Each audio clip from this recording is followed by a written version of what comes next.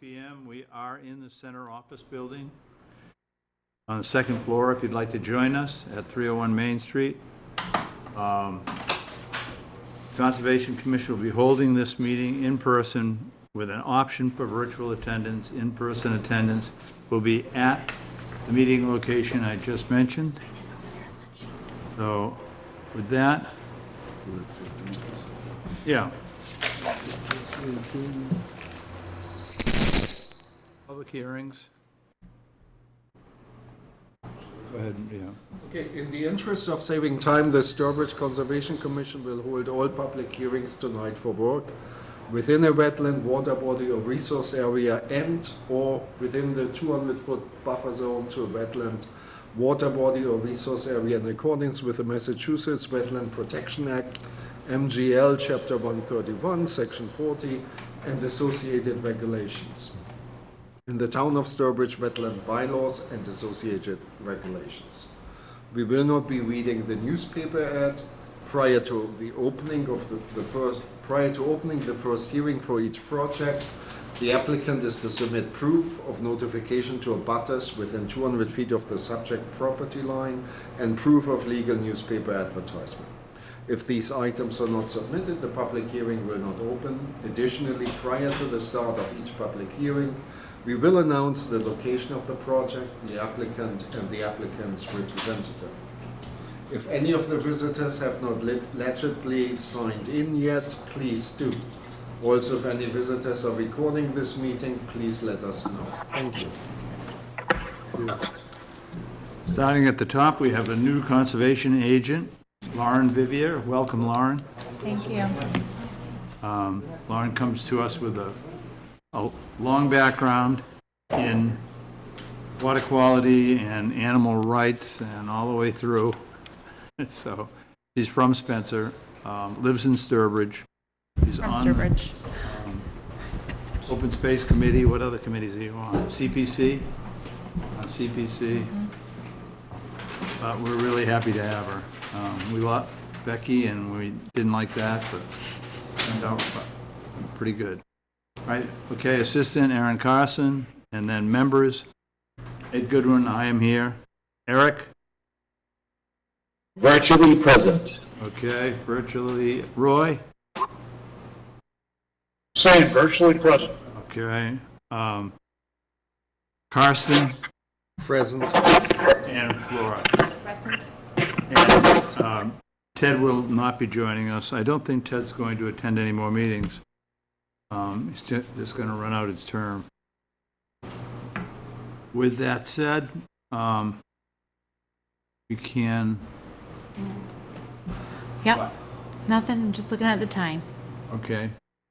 Want to go to the first public hearing, which is 10 Shattuck Road, Notice of Intent Trails Improvements. And this is being continued. We don't have a file number.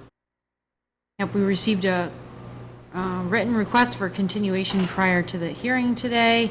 We do have proof of legal advertisement. No abutter notification was required due to this proximate size of the property. But yes, they are going to be continuing until June 20th. June 20th.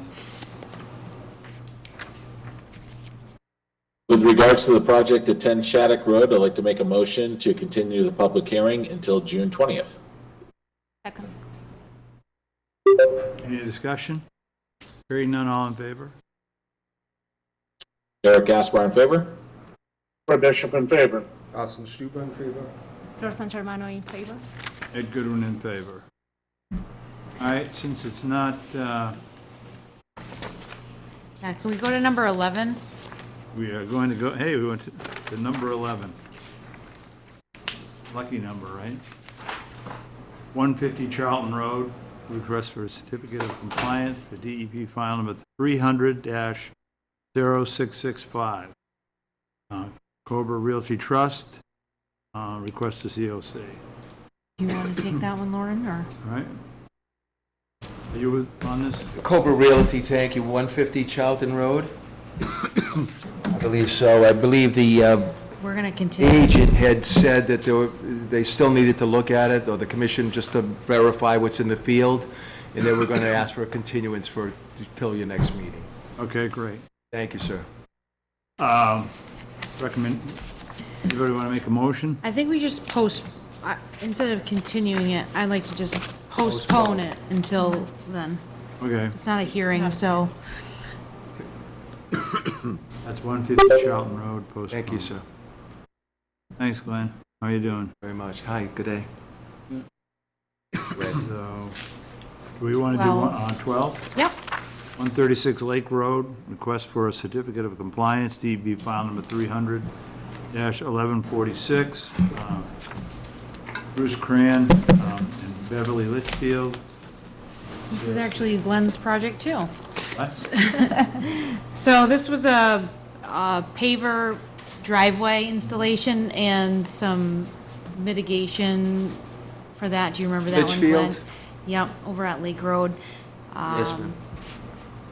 They had put in a request for a certificate of compliance as it was not an engineered plan. They did not need an as-built drawing. I did go over to the property and verified the conditions, and everything was complete. I recommend issuing a complete certificate of compliance with perpetual conditions number 40 through 44. All right. With regards to the project at 136 Lake Road, I'd like to make a motion to issue a complete certificate of compliance for DEP file number 300-1146 with the perpetual conditions of 40 through 44. Second. Second. Okay. Any discussion? I went out and took a look at it. It looked great. So I have no problem with it. Just a question, these I think were before me, so. Yeah, it So- was before you. That's okay, because Yeah. 20-year-old projects come before us for a request, so you can vote on it. I'm learning with you. So, no problem. Motion to approve? We have a motion and a second. Now I just need We a, had a second. yep, now I just need a, all in favor. Eric Gaspar in favor? Roy Bishop in favor. Carsten Schnuber in favor. And Ed Goodwin in favor. San Germano in favor. Okay. And we do, 233 Cedar Street. all right. 230 Cedar Street, request for a certificate of compliance, DEP file number 300-1131. 39. 39, sorry about that. Bradley and and Laura Maslowski. Sure, that sounds good. Okay, So if everyone that was on the committee remembers, this project came before us in December of 2023 for a request for a certificate of compliance. It was a new construction home. When the previous agent visited the site, there was, the site was not quite stabilized, and due to the lateness of the season, we recommended they wait until the grass had grown in, and we have since verified that the grass has grown in, the area is stabilized. I did receive an as-built drawing from the engineer and a letter of substantial compliance. There was also some signage that was required for the new property owner to know where the conservation, the wetland areas were, and not to dump or, disturb those areas, and everything has been completed. So I'd recommend a issuance of a complete certificate of compliance with perpetual conditions number 53 through 60. With regards to the project at 233 Cedar Street, DEP file number 300-1139, I'd like to make a motion to issue a certificate of compliance with the perpetual conditions of 53 through 60. Second. have a second? Second. Right. Any discussion? Seeing none, all in favor? Eric Gaspar in favor? Roy? Roy Bishop in favor. Carsten Schnuber in favor. San Germano in favor. And Ed Goodwin in favor. I don't want to do number 14 yet because the homeowner has shown contacted me that she'd like to be here, and since she's not here, I'd like to wait on that one. So you want to go to 500 Main? We'll skip to 15, which is 500 Main, yes. 500 Main Street, emergency authorization request. You want to give the dissertation? Sure, so, I was contacted by Arthur Ruskow from Mass DOT, letting me know that there was a issue over at 500 Main Street, which is the small, wooded area with a stream next to the Enrico's Plaza, if you're familiar with that area.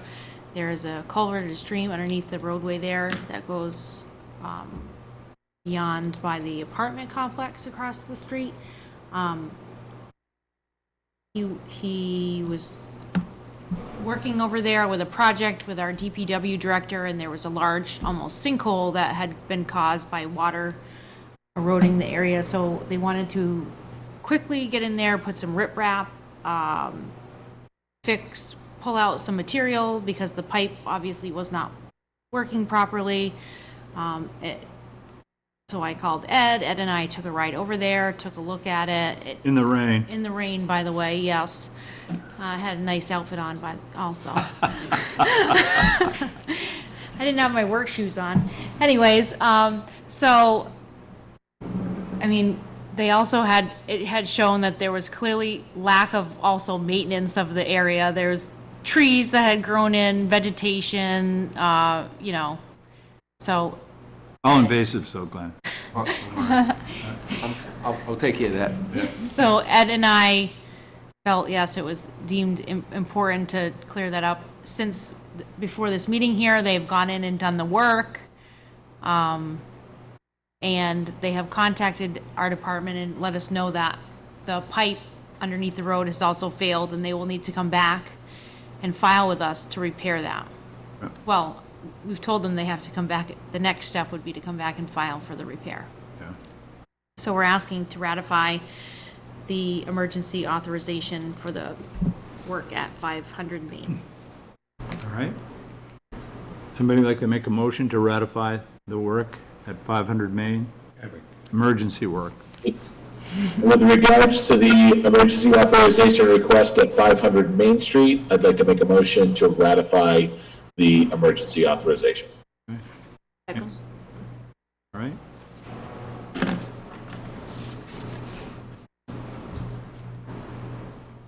Any discussion?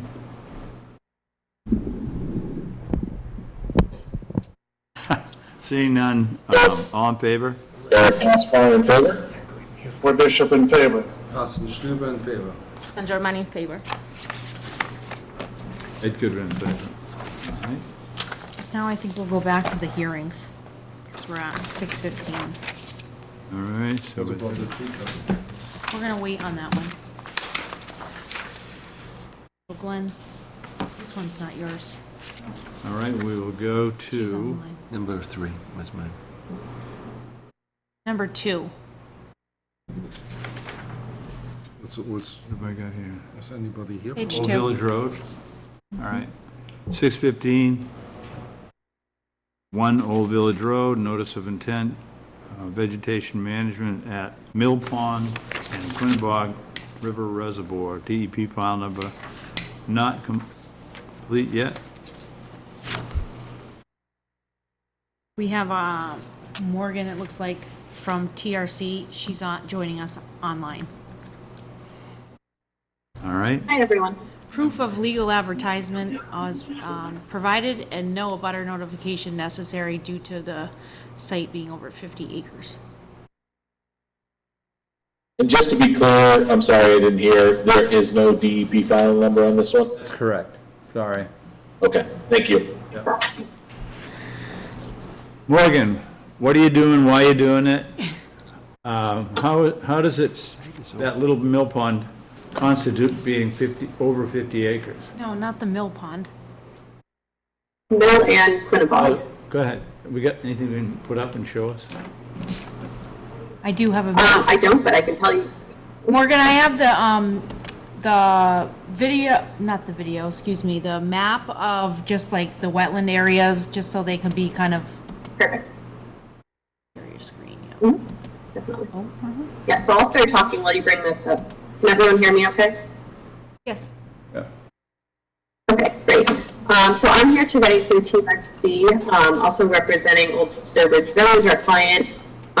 So we're hoping to treat some of the fanwort and the variable leaf milfoil that is in Mill Pond and Quinnipiac River Reservoir. I was actually out there on Tuesday, and it is very much choking out these two ponds, affecting the native species that are in the two ponds. It's impairing the open water and affecting the water quality and just the aesthetics of the whole pond. Obviously, Old Sturbridge Village is a place you visit for the aesthetics and the experience. We are proposing 2 different herbicides. We originally had 3, but after working with Natural Heritage, we limited that down to 2. We're proposing treating those hopefully this summer and then continuing to monitor that into the fall and then over the next few years. What are the chemicals that you're going to use?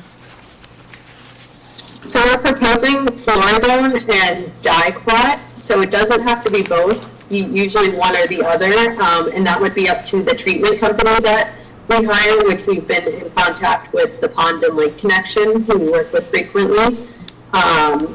So yeah, those are the 2 we're proposing.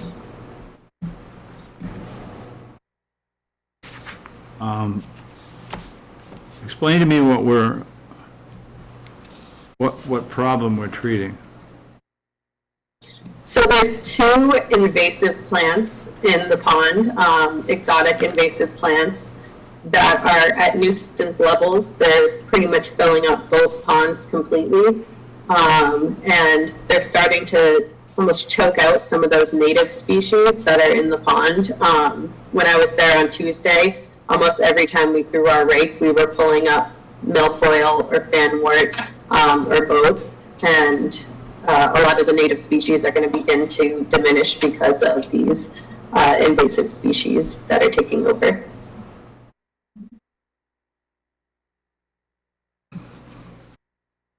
Eric, you want to start? Any questions? No, I think I'm good. Thank you. All right. Roy, how about you? No, I'm good, Ed, thank you. Yeah. I read the brochures. I don't have any questions. So now you're above the town sewer plant, is that correct? This location is?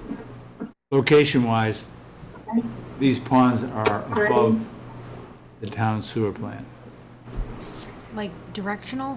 What? Directional? No, I mean flow-wise. Oh, I'm not exactly sure. So, in bringing that up again, oh, do you want to look at the, good, please. I was gonna pull up the address on the GIS, but let me go back to the map so I can. actually, you can kind of, Now, you can kind of figure it out if you look. what do we at got it. here now? We've got, is it the blue area that you're talking about, Morgan? Yes, The Yes. entire area here? for the most part, yes. What does that mean? Planning, I just went out on Tuesday, so we're creating the exact map of the locations, but almost every location I was at, which is like pretty much a grid that I put over the ponds, almost every location had one or both of these invasive plants. But we're in the process of making the exact map of the locations which the treatment company would use to locate the areas to treat. So where's, this is, So this is the village, yeah, the entrance to the village is here, right? right here. This is the parking lot, Yep. entrance. Yeah, no, I got that. I'm just trying to figure out. So the backside, So this is the mill pond here, right? Down Yes. at the end? This is all still with I mean, this is what you see a lot in the park, in this area. This is the bridge. That's part of the park. So it would be, Let me pull it up on the How's GIS. that one? That'll be easier.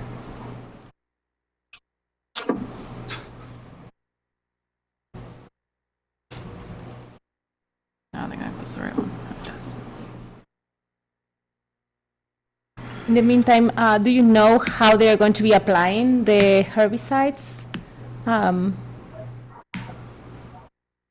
Yes, so these are both contact herbicides, so they would bring the boats in, I believe, and kind of spray it throughout the ponds. But that exact process would be up to the pond and lake connection, but I believe for that contact herbicide, you would use the boats and then release the chemical in the water.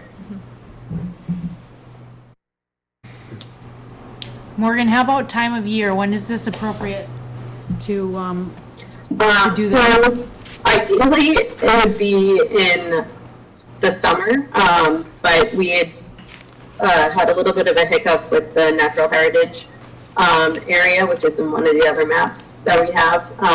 But now that we have the no effect letter from them, then we're able to move this forward.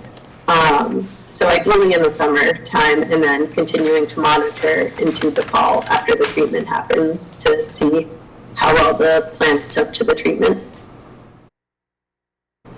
Now, this isn't, these are not really ponds. This is a continuation of the Quinnebog River, right? So, like, for example, the Mill Pond comes out and goes down into that small stream and then goes back over to the Quinnebog. So, where, in the past, we've gotten from applicants where they were going to treat, and a plan as to how they were going to, treat. What you're talking about is looking for an approval to treat, but you're not that specific on where the milfoil is, what you're going to do with it. Can you get more specific for us? Yes, it was just because I just went out on Tuesday. We wanted to wait until the plants were in full bloom so I could get the best idea of exactly how much there was.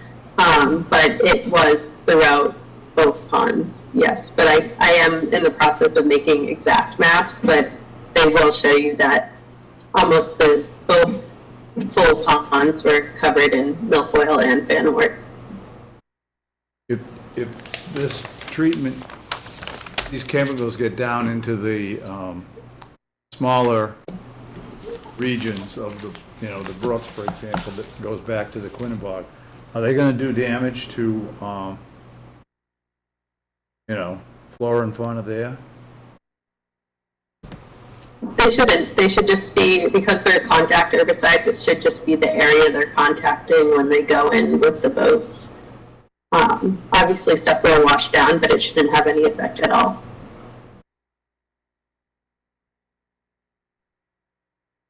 Yes, also it seems that from the document that was online that the time that it takes for this herbicide like to be effective is very short. Like you can like swim in it like a couple of days after, so Yeah. you should be fine. Originally, when we were marking areas that we were having done and telling people to stay out of the water, it was an overkill. But It's like the swimming versus the drinking, like, so you have like yeah. it's like the contact versus the drinking. And these ponds aren't used for swimming either. This is just, for the most part, aesthetic, but also affecting the water quality and the native plants inside. They're not being used for swimming or anything like that. What native plants are they affecting?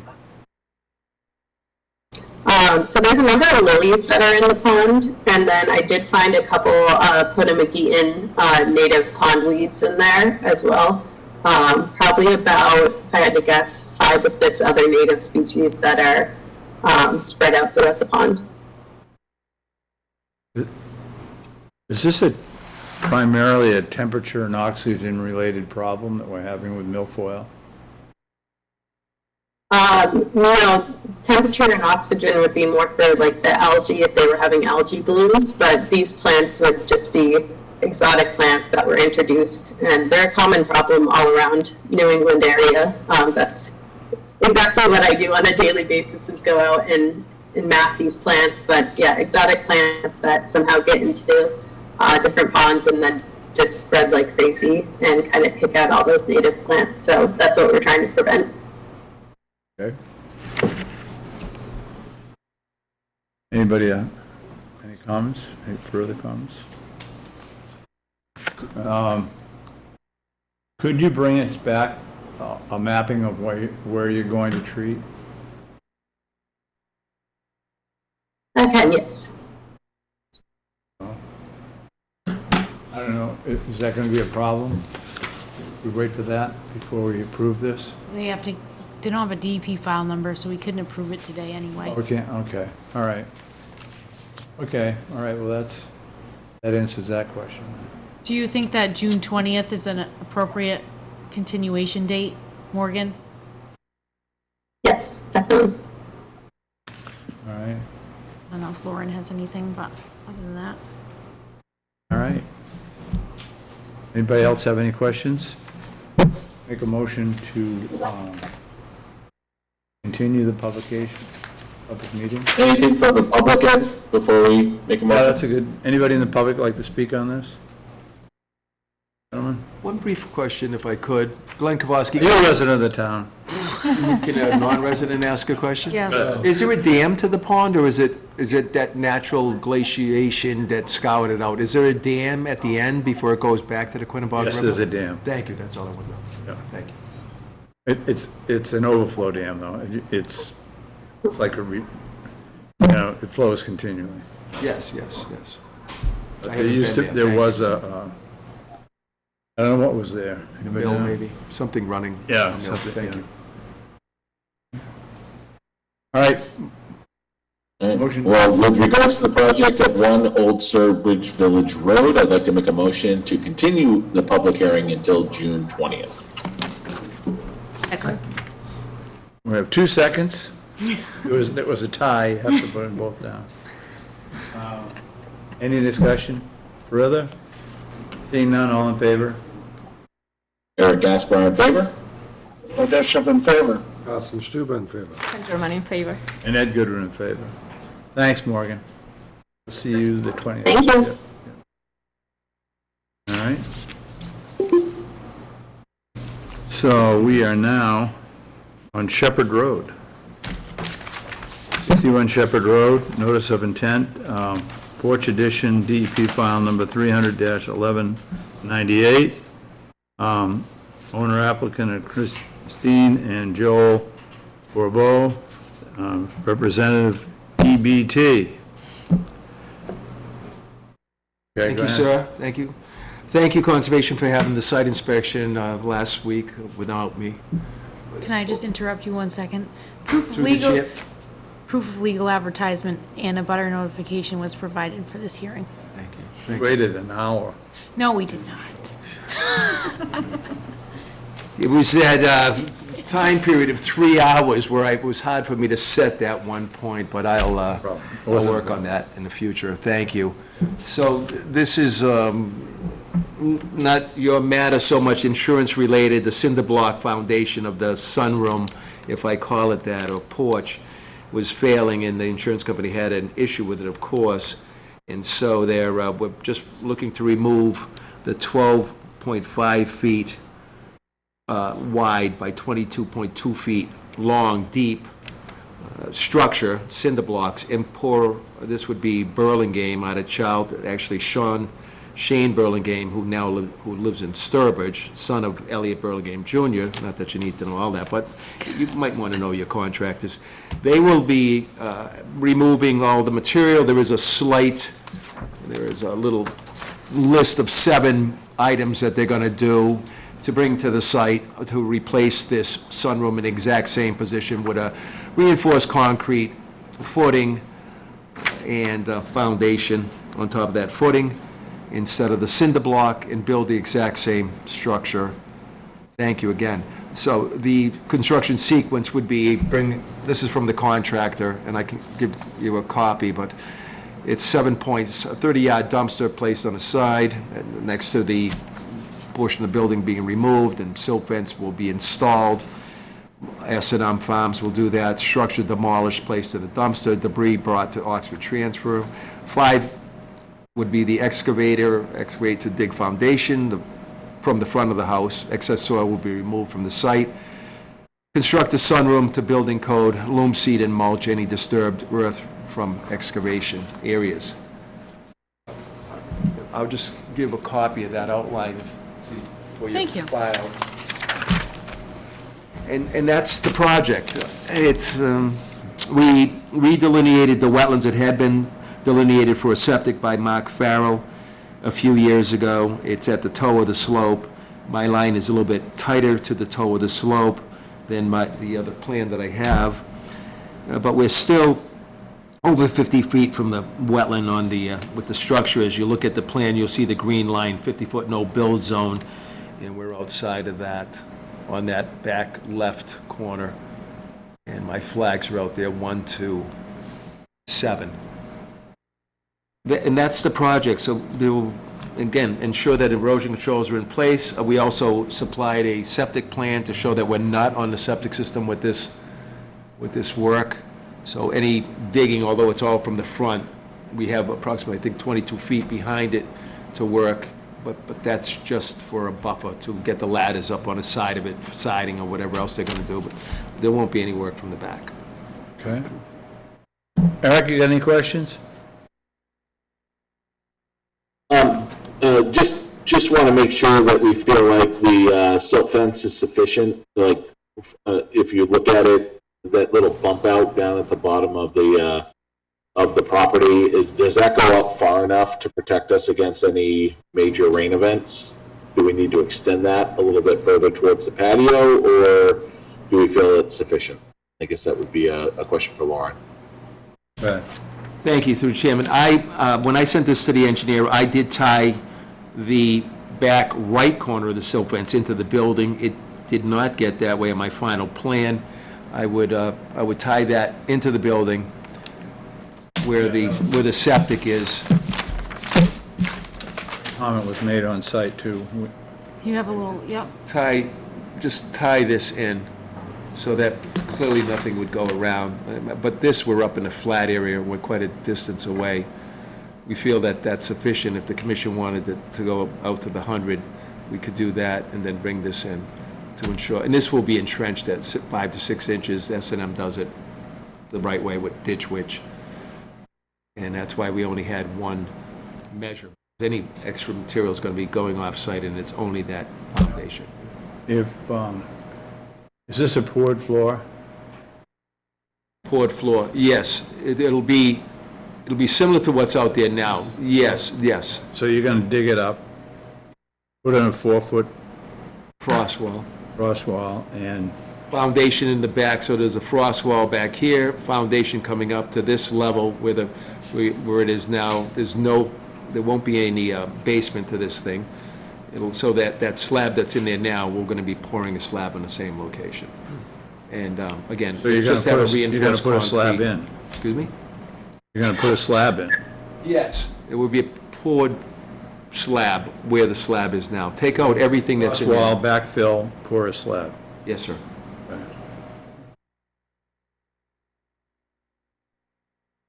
So you And don't destroy the porch, right? You just dig underneath. This all stays. It's only this piece right here that's going. That was an add-on years ago. Somebody, it appears clearly it was an add-on, and it just wasn't done right, and that's why the foundation's cracking, that cinder block, and it's just a replacement of that. But you just Well- replace the foundation, or you replace the whole porch? Well, the whole structure here comes down, and then building a brand-new wooden structure on top of it. another question that was asked is regarding the roof. Is there gonna be a change in height, No higher than what the roof is presently. If that's, slope? the slope would be similar to what's out there now. And how are you gonna drain it? Well, it's impervious now. We didn't put any, we had no intention to put gutters on it or put this into the ground, if that's what you're asking, like Caltech unit, What's impervious? the existing structure. We were just going to replace it as it was, As it, is now. what about a drip strip along the side? As far as it coming directly off the roof and just stripping on the ground and putting crushed stone there so it Yeah. doesn't erode, Yeah, we'll add a drip strip in. buddy. All right, anybody have any further questions on it? Oh. Roy? No, Ed, thanks. I was going to ask a question about the roof, but you got it. Okay, I don't have any problem with it. I'd like to hear a motion. Open to the public. Go ahead. Yep, thank you. Anybody in the public like to speak to this? No? Not unless they're online. Like to make a motion to close the public hearing, Ed? Do I have a second? Second. Discussion? Seeing none, all in favor? Eric Gaspar in favor? Roy Bishop in favor. Carsten Stüber in favor. Central Mine in favor. And Ed Goodwin in favor. Motion to With approve. regard to the project at 61 Shepherd Road, DEP file number 300-1198, I'd like to make a motion to approve the project with the staff recommended conditions. Second. Any discussion? Seeing none, all in favor? Yeah, sorry, just one question. Go ahead, Roy. The staff, the staff conditions, is that the one with the bond and the deposit of money? No, that'll be for the next motion. Gotcha.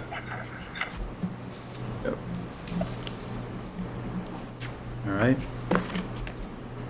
So now we need to continue the all in favor. Everyone say that, they're in favor.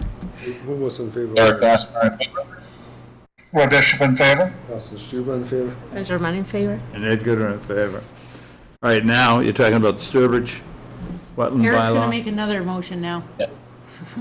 With regards to the project at 61 Shepherd Road, DEP file number 300-1198, I'd like to make a motion under the Sturbridge wetland bylaw to approve the project with the earlier condition under the Wetland Protection Act and also an additional $2,500 surety bond for a small project like this.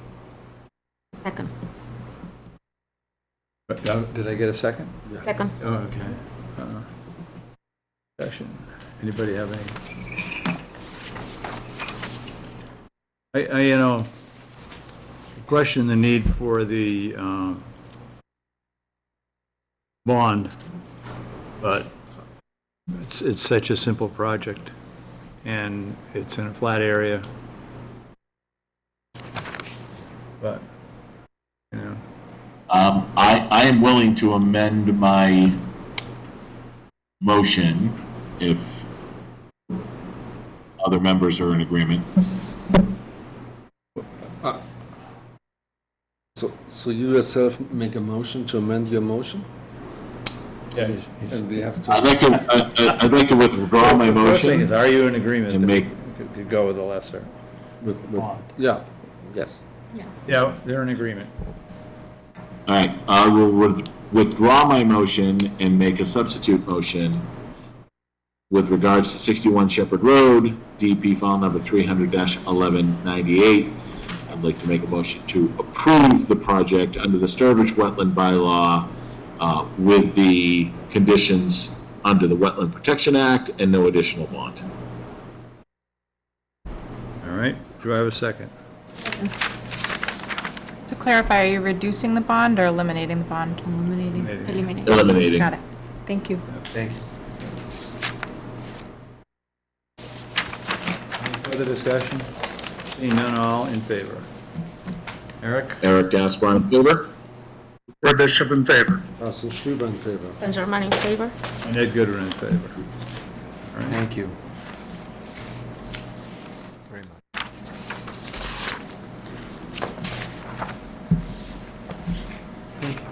Yep, thank you. We are now at 48 Bushnell Road. Request for determination of applicability on a septic repair. David Foot. Yeah.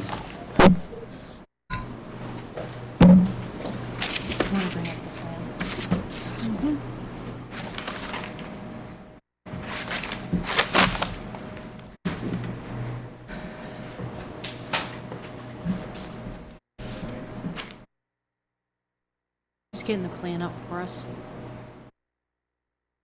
Thank you. Here we go.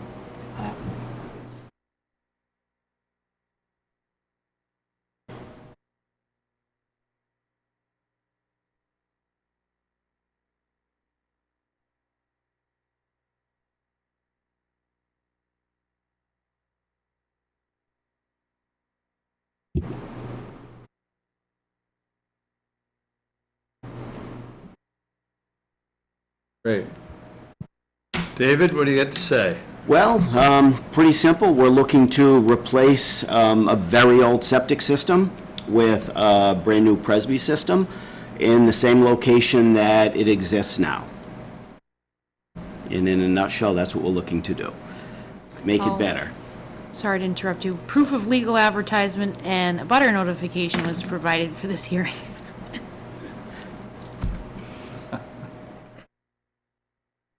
All right, start again. We didn't hear a word you Oh, I'm said. sorry. No, it's Okay. okay. He doesn't have to do that. So we're looking to put a new septic system in the same location as the very old septic system to make everything better. In a nutshell. So, have you perked it? Oh, yes. Yeah? Yes. It's perked, and it's in Yes. exactly the same spot as Well, right now it's bigger because, can I point? You have a Oh. pointer right there. Perfect. The old one was basically right in here, and just because all the new Title V laws and because of the type of soil it is, it has lengthened this way here. So roughly it was there before, and now it's just extended. So where did you perk? We perked, we did a hole there, and we did a hole here. So you perked where the old one was? Correct. Well, I mean, within a few feet of it. One of the holes they started to dig was literally in it, so Ken had us move a little bit to the side. So we weren't digging the actual cesspool. So now, you're gonna remove the entire area? There, well, I'm not the engineer and the installer, so I don't know that I can answer that correctly, but whatever Ken says we have to do, Ken Lacey from the Health Department, that's what we're gonna do, and most likely, it's gonna be to dig up the old cesspool, and then do whatever they have to do to put it in. The tank will stay the same? The tank is right there, which is right in front of the house. Well, to the edge of the house. We won't replace that. The tank will be replaced as well, correct, with a new Title V 1,500-gallon two-compartment tank. All right?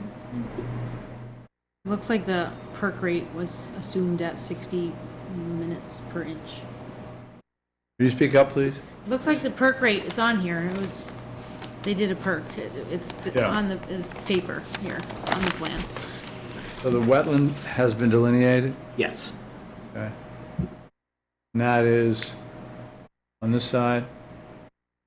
over in that area There? there. And what are the distances between the new work and the wetland? It's in the two outer buffer.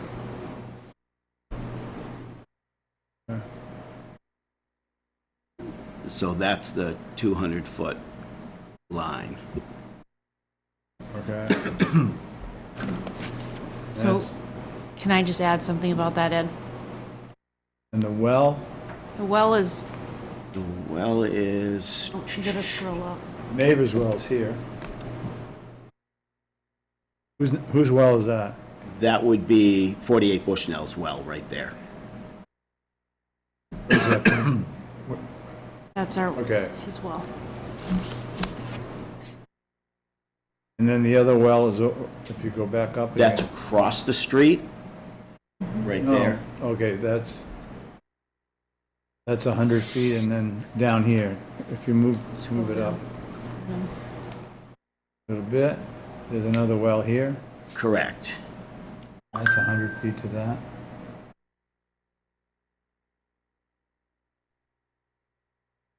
Okay.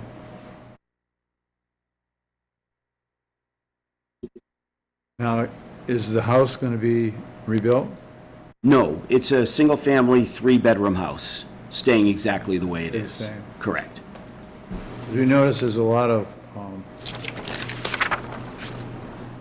how can you say it? Pavement? Yeah, Yard pavement. right, that's being grown in, basically. And we have no intention at all of messing with it. It's been that way for years, and It's being grown in. So you just, it's not changing. that's correct, it's not changing. Right. And you're the owner of the house? Yes, well, yes. Well, Our HMA 1 is the owner, it's an LLC that I'm on, okay. so, All right. yes. So you're not going to, this isn't going to be sold in 6 months or? Well, we're not sure. My daughter-in-law lived in it prior, Okay. and that's when we found out about the septic system. Oh, okay, yeah, So, we'll see when it's done. when it's done, yeah, what you're going to do with it. And could I just add a few things? Yeah, go ahead. So, Mr. Foote came into the office and provided me the septic plan here. The wetland line was a little bit different than the wetland line you're seeing before you. I was working with Jeff, our interim agent at the time. We met him out there. I had a few concerns about the buffers. There was no flagging or on site, and the old plan showed that the well was actually inside the wetland line. So I asked a few questions and felt that he should get some flags hung out there so that we could properly see where the wetland line was. So this is the new plan that we received. The wetland moved about 60 feet away from the yard, closer to the riverfront here. I didn't receive any wetland data sheets or soil logs or anything showing me how that changed, but it wouldn't really affect the septic system, but it will affect if they ever want to do any additional work there. The yard, that side yard is very overgrown. Like you mentioned, there's pavement, looks like to a garage door. There was possibly there was a pile of debris.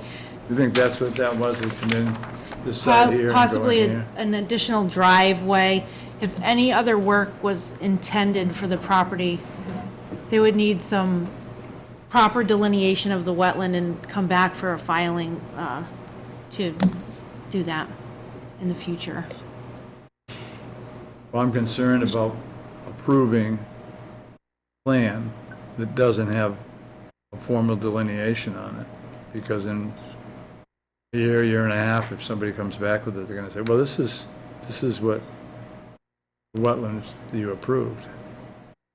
We can write in a condition with it associated with the file that the delineation was never verified by the commission, and that for any future projects it would need to be done. Any projects going forward, okay, that's good. And that would go on the deed. With me. Eric, you got anything?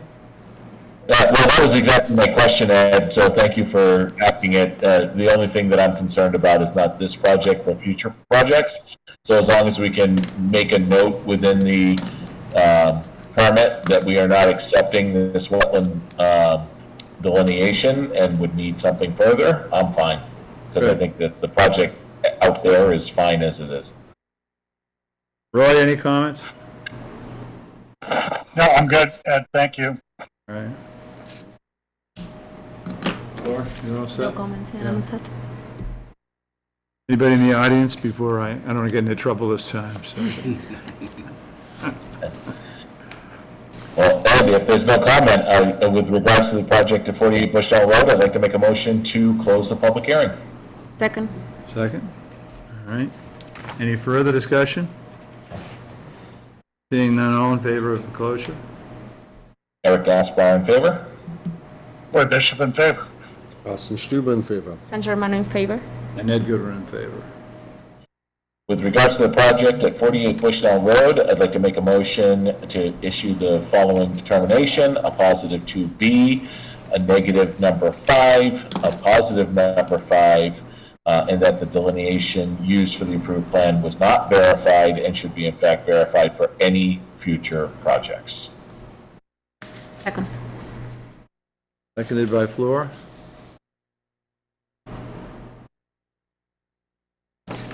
Anybody else have a comment? Can't comment now. No, can't comment. Eric can comment. He's the only one. All in favor? No further. Eric Gaspar in favor. That's my only comment. Roy Bishop in favor. Carsten Stüber in Yep. favor. San Germano in favor. Ed Goodwin in favor.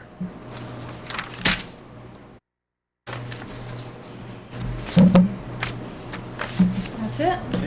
Thank you very much. Thank you all very much. Thank you. All right. We are now at 469A Main Street, Notice of Intent, Geotechnical Investigations, DEP file number 300-1197. How you doing? Good, how you doing? Mads Bork, Ryan Bond. Yep. Oh, no, you're good. You're already good. So, yeah, we got the file number. We had the site visit last week, I believe. So, you know, we're looking to hopefully get order conditions on the geotech investigations unless there's other questions that the commission had. Eric, anything? Yeah, I think for the limited nature of what we're trying to do here, and that there's going to be future discussions and applications that are coming in after this, I think I'm okay with what the request is. I agree. Laura? No, I'm agree. I'm good. Thanks, Roy. The one question that was asked of me is regarding, there's two streams you have to cross to get in there. Are we sure we're not going to do any damage to the edges of those overpasses? Yeah, I went back after the site visit and I actually measured the crossings. It was 11 and a half feet wide. So there was adequate room to get a machine across. Oh, there was, okay. That answers your question, right? Yeah. Yeah. All right, Lauren, do you have anything? I beg your pardon? I just want to ask Lauren if she had anything, any questions. I had addressed my comment about any erosion that may occur, bringing in equipment. Yeah. And I believe addressing the trees, I know at the site visit you stated that no trees are going to be removed. If anything happens and that changes, my request was that the commission be notified of any tree removal or vista pruning that needs to be done in order to do this procedure. Good. Laura, anything? No, my questions were all answered. Roy? I'm good. You good? Carson, you good with that? Yeah, I am too. Motion to approve? Open to the Wait. public? Would anybody in the public like to speak on this? Yep. You gotta close the Well, hearing that first. being the case, Ed, I'd like to make a motion to close the public hearing. Yep. Second. Any discussion? Seeing none, all in favor? Eric Gaspar in favor? Roy Bishop in favor. Carsten Stüber in favor. San Germano in favor. Ed Goodwin in favor. With regards to the project at 469A Main Street, DEP file number 300-1197, I'd like to make a motion to approve the project under the Wetland Protection Act with the conditions outlined in the agent's agenda. Second.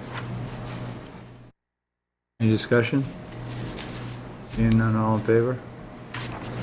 Eric Gaspar in favor? Roy Bishop in favor. Carsten Stüber in favor. Germany in favor. Ed Goodwin in favor. We're all set. With regards to the project at 469A Main Street, DEP file number 300-1197, I'd like to make a motion to approve the project under the Sturbridge Wetland Bylaw with the conditions we have already approved, and also a note that the commission approves the work being proposed within the 25-foot no-touch zone, according to the plan. Second? All right, any discussion? Tommy, you don't have anything to say? You've already closed the hearing. What? You've already closed the hearing. Yeah. It's never stopped him in the past. All in favor? Eric Gaspar in favor? Roy Bishop in favor. Carsten Stüber in favor. And Germany in favor. Ed Goodwin in favor, so we're all set. Thank you, Matt. Thank We're all you. set. The next one, too. He's got the next All one. right. All right, we got a River Road, notice of intent, continuation of the Grand Trunk Trail and parking, DEP file number 300. We don't have enough. We did not receive a file number yet for this project. So we'll have to continue, but if Correct. there's anything that we could address, any comments or concerns from the last hearing, we did get a, what did we get, Lauren, for this project? We got a letter from Natural Heritage. Natural Heritage. So that's a hurdle that they had to get through in order to get closure for the permit as well. Is there are you using an address for just River Road? Is there a number on this? It's a good question. The official address is 9 River Road. 9? Thank you, Tom. 9? 9 River Road. See, I knew I had to wake him up. All right, good. Yeah, so we did get a notice from National Heritage. I think the only condition in there was turtle monitoring during construction. So, well, and we kind of anticipated that already, so we have turtle barriers around the whole project that we were showing on the plans, part of our erosion controls too. And there's going to have to be probably some turtle monitoring during construction as well, so.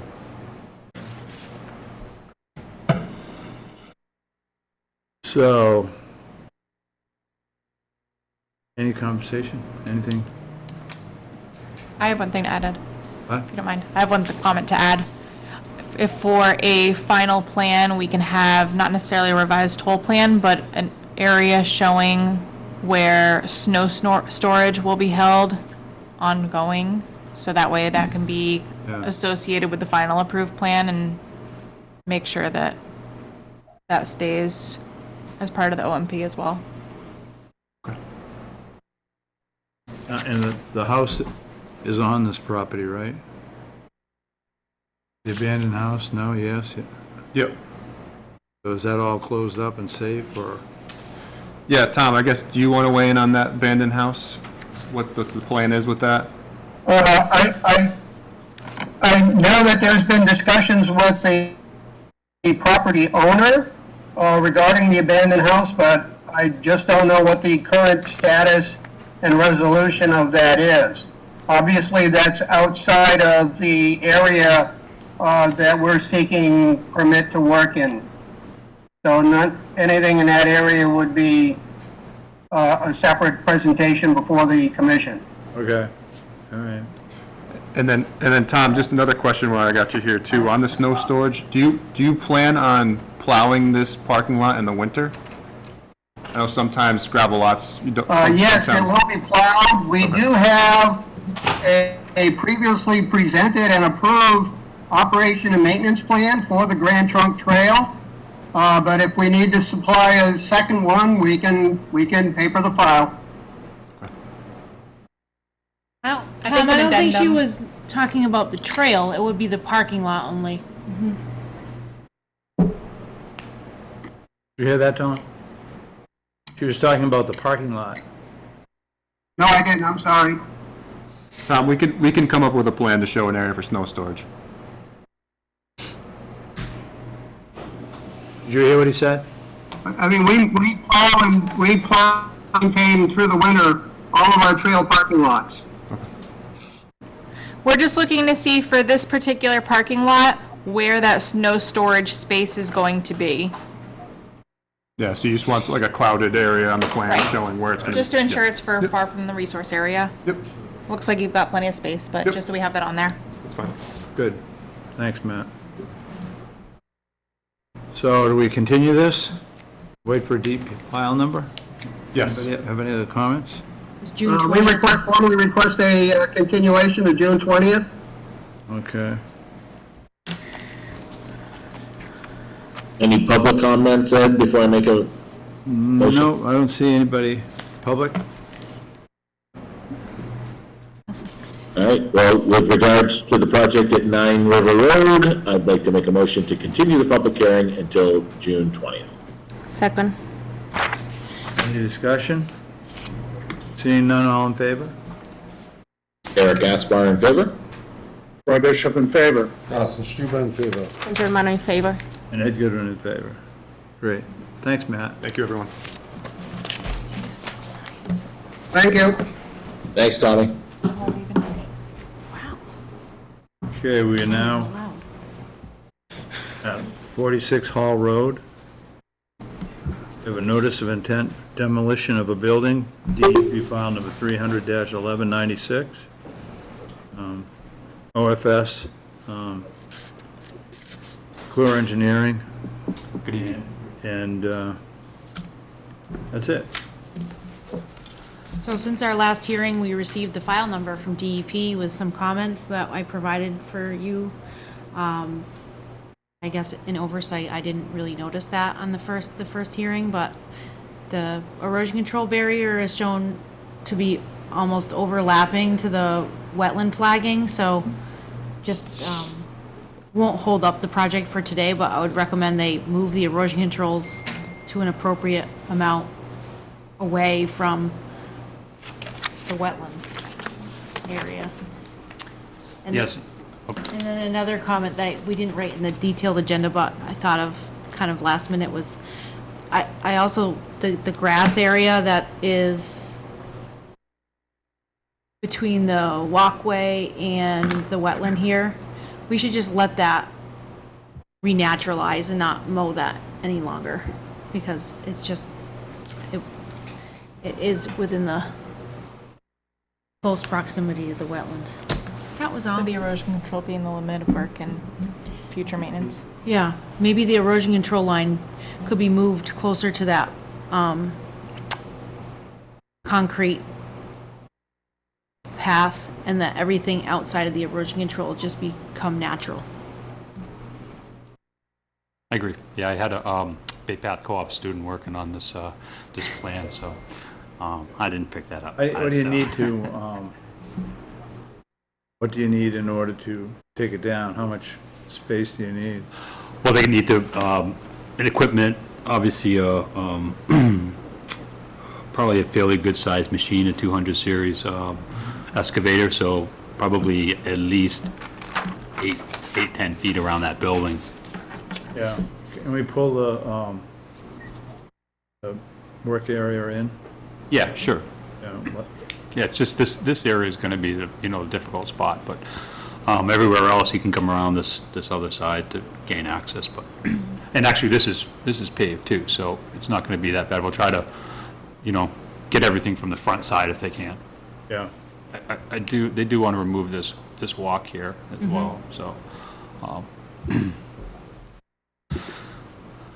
Eric?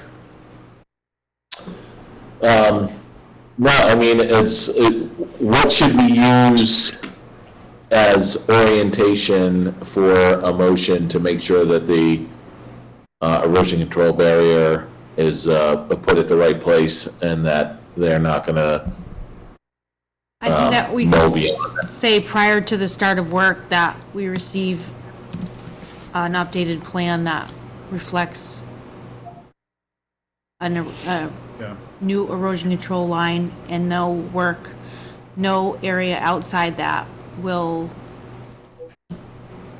the areas outside the erosion controls will be allowed to revegetate and naturalize or something along those lines. Okay, Does that that works for me. That was the only question I had. I'm good.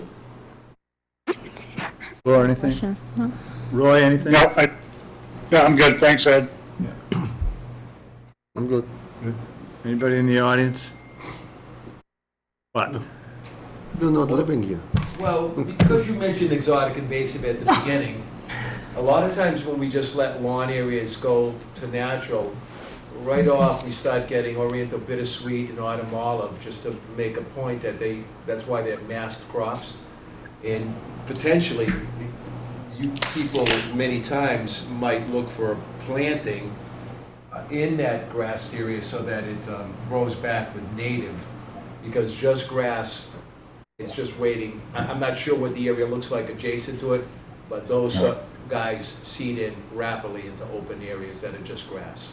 And we're doing some lawns right now, and there's that Oriental, more so the autumn olive. But so the point being is sometimes I've seen you people asking for a planting on that naturalizing area. So those natural plants shade out and don't just automatically let the grass and some exotics come into that grassed area.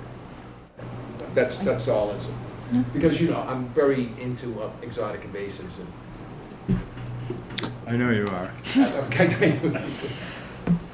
how do you feel about that? Paul's not here. Who you looking at? Let's hear from all fast. I'm sorry. Oh, no, Chris, Chris McGuire, I prefer Aaron's comments over Glenn's. No disrespect, it's just, we just, we'll do, obviously, they'll do whatever it Well, takes. you can look at it and see what you want to do, too. I mean, if it's outside of our jurisdiction, which some of it is. No, That's a good that point. lawn area is not, it's right, that is within the 25, right there. That's what, That corner area, yeah. yeah. Yeah, but he brings it up like to 8 feet. That's a line. I'm not being pragmatic, or do I think that something's going to happen there? No. No? No what?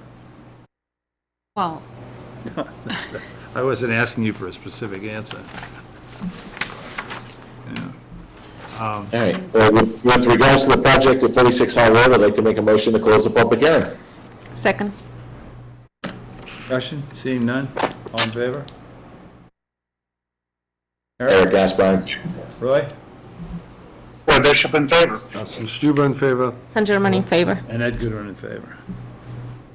With regards to the project at 46 Hall Road, I'd like to make a motion, DEP file number 300-1196, I'd like to make a motion to approve the project with the standard conditions, and also a request for a updated plan with the new erosion control barriers in place, and a notation that the area beyond that will be allowed to naturally vegetate and not be touched. Do I have a second? Second, yeah. Second. Any discussion? Seeing none, all in favor? Eric Gaspar in favor? Roy Bishop in favor. Carsten Stüber in favor. San German in favor. And Ed Goodwin in favor. Thanks a lot. With regards to oh, we have to do to the the, project, 46 Hall Road, DEP file number 300-1196, I'd like to make a motion under the Sturbridge Wetland bylaw that we approve the project with the previously noted conditions, and also require a surety or deposit of money for $5,000 to ensure the completion of the project. Second. Seconded? Discussion, yep. All right, no, Eric Gaspar in favor? Roy Bishop in favor. Carsten Stüber in favor. San German in favor. Ed Goodwin in favor. all set, What's that? Chris, you get all that? got approved. You're good. Okay, oh, thank you. Oh, I thought I already had that. I appreciate that. No, But there was a $5,000 bond. $5,000 bond? Yeah. Okay, just so you know. We wouldn't have done it, but you were talking. I apologize. Thanks for the interruption. Talking plant species, that's all. Glenn, you're up again. I am, thank you. Thank you, Chris. All right, now we are at 7:10 PM. And we are at 2930-31 Mount Dan Road, notice of intent. Fence, driveway, DEP file number 300-1192. Thank you, Conservation, again. I believe that we would be asking for a continuance after this, only to give you enough time to review the documentation which came in to me yesterday. But we can go over the plan if you choose and then ask for that. We did add, and we had concerns by Karsten and on tree cutting and saw cutting and staying on other people's property. So here we'll start at the top of the hill if we can. I'll give you like 10 minutes, okay? 5. I know that you don't like me too long, because we're going to go over it one more time later, but just on the planting, there was that question next to the garage, if you're familiar, Mount Dan, you remember, and there was talk about cutting the trees down next to the garage, and Karsten was concerned with those. We had the surveyor go back out and identify I flagged the trees. I flagged them, which one were dead, what the size, is this thing working? Let's see, there we go, okay. And so we had only 3 live trees, they were sugar maples. All the rest were, and there was one, a shagbark hickory, I apologize. It's not you, it's me. It's very this slow computer. because there's a lot open right now. Yeah. X that. No, I'm just making sure my screen I turns thought the on. trial was gonna happen on it. No. It's already over. So the sugar maples are in there, I can't see from here too well, and whatever, full size, there we go. 10 dead trees to be removed, 4 living trees to remain, 1 shagbark hickory, 3 sugar maples. That big red oak near the road was ready to fall. And so that's why we picked that material up. And there was no topo before, and there was no property line. So now we have a property line topography. An agreed upon property line Agreed upon by the neighbor. by the neighbor, yeah. We had Jason Dubois put the property line on the plan. I didn't go to the neighbor to ask him if he agreed on it. Normally we don't Well, ask that. there's been Questions? quite a bit of shared confusion with that. We'll work with Mr. Fiore then and Yeah, I don't ask know if we can anything about see the specific- neighbor and get this thing cleared up if there's a question. But you pulled back your road down, right? Yes. And that was because, Well, that neighbor, that's the other neighbor on this side, had some problems. We didn't realize, if we show the whole plan just for a Can you make second. that to the, where the driveway is? Just the whole plan, right, yeah. So apparently these were connected or by the same owner at one point. Jeez Louise. I'm not doing this on purpose, I swear. Thinking. It's thinking about it. Okay. Okay. So we originally, I wasn't given, as far as I'm concerned, all the information. I thought this was still a shed and they were gonna use it. No. That's what you told us. Fiore, well, yeah, because that's what I was led to believe. But now this is saw cut, this asphalt in here too, because this is a loop, it goes up around and come back down. So these are gonna be saw cut. This is gonna be pervious paver. This is gonna be pervious paver coming towards the house. That wasn't on the plan. Huh? That's not on the plan. Pervious paver. Only the section, yep, where your red dot was, just, that's Pervious pervious. paver there.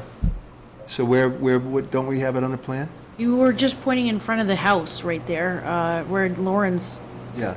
This will be cut, because that driveway comes around and comes in this way, so there's saw cut there. And then that's a paver patio.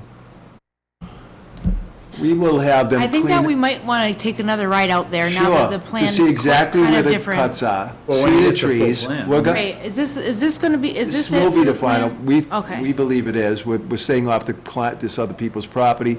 There had been some oriental, That's a property line there? that is, and that is And meets so and you're gonna bounds. drive the driveway right down? And it's going to stop right there. It doesn't loop around or anything No, like that? and there was a question about drainage coming onto the road. So they can't use the driveway anymore with the.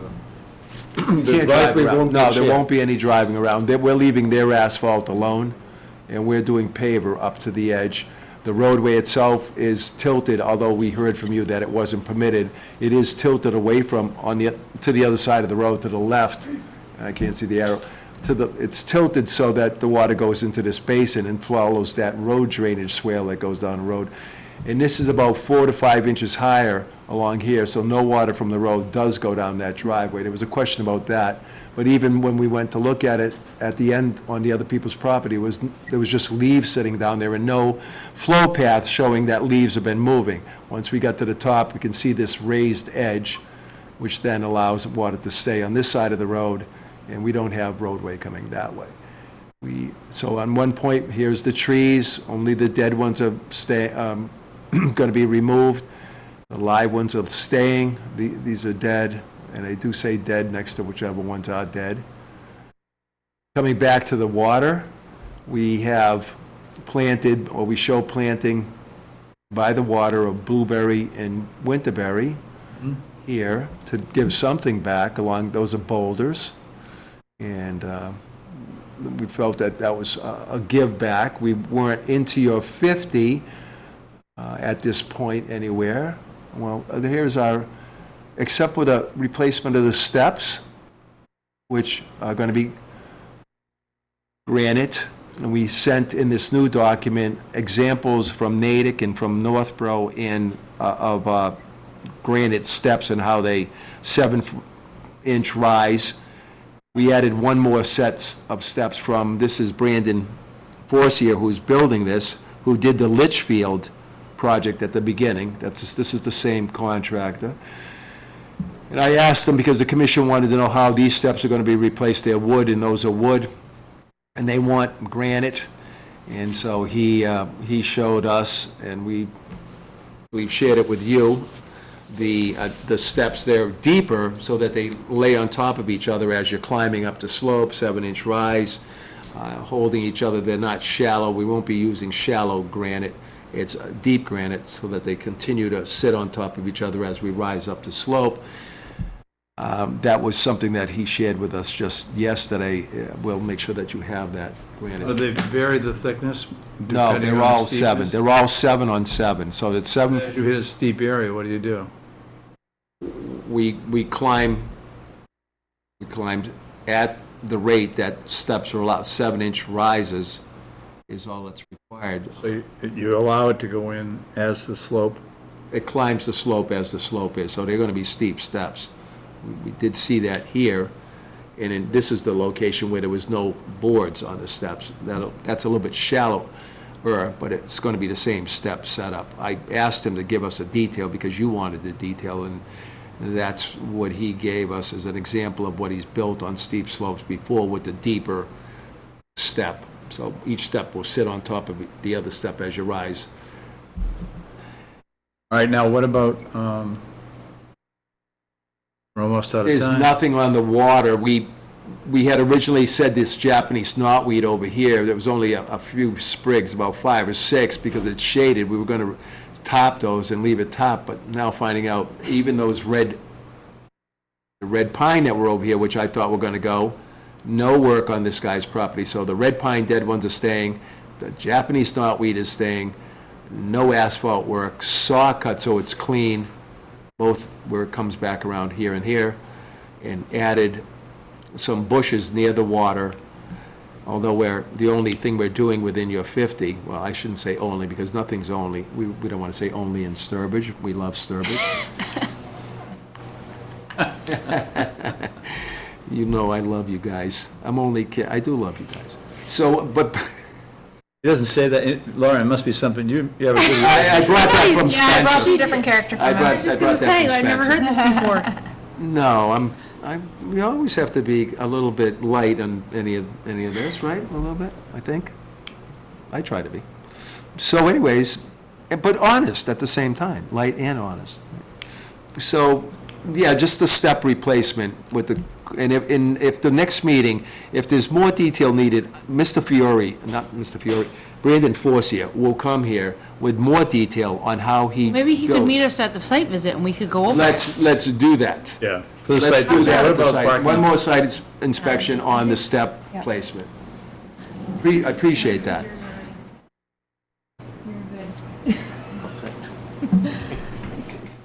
What about your parking across the street? Well, the garage is there and the parking in the front. You were talking about excavating. And Here. I talked to Jason Dubois, and he said no excavation. There was just going to be some I don't know where that crushed, right there, there's the crushed stone. He said they're parking on that grade. I insisted I need post-grading. He insisted they're just putting crushed stone down. So we'll have Mr. Dubois there. at Okay, that we'll have them there for inspection the too. site visit. Okay, and I will push for Can I both have of some them. comments, Ed, just because Yep. information I'm requesting, Thank you. or would like to request?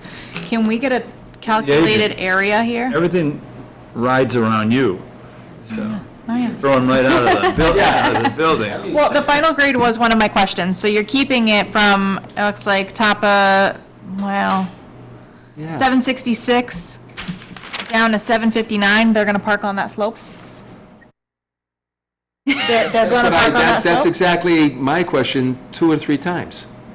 So that's why we'll have, now that we having this meeting, in that direct question to me, it'll go back again to Mr. Dubois and Mr. Forcier, how you say my client's last name, and I haven't met him, and we're going to get that identified one more time, because clearly that doesn't look like a slope that we normally would be parking on. Yes. Okay. Also, I think that it would be helpful to the commission to see an calculated area for where this gravel's going to be. The square footage? Yes, and if we can get that staked out for this site visit, I think that would be helpful as well.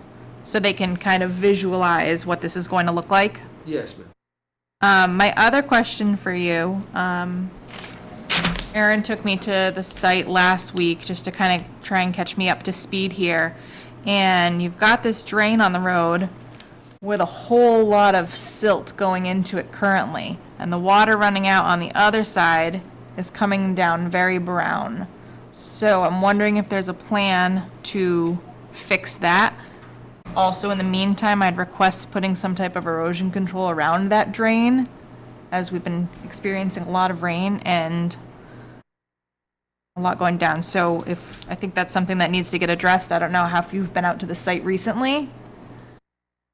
I saw the sediment running down the road, because when they dug this without a permit, as I was told, the swale along the western side of the roadway, there's no crushed stone in that swale, so yes, it's going to pick up silt and come down and then dump towards the lake.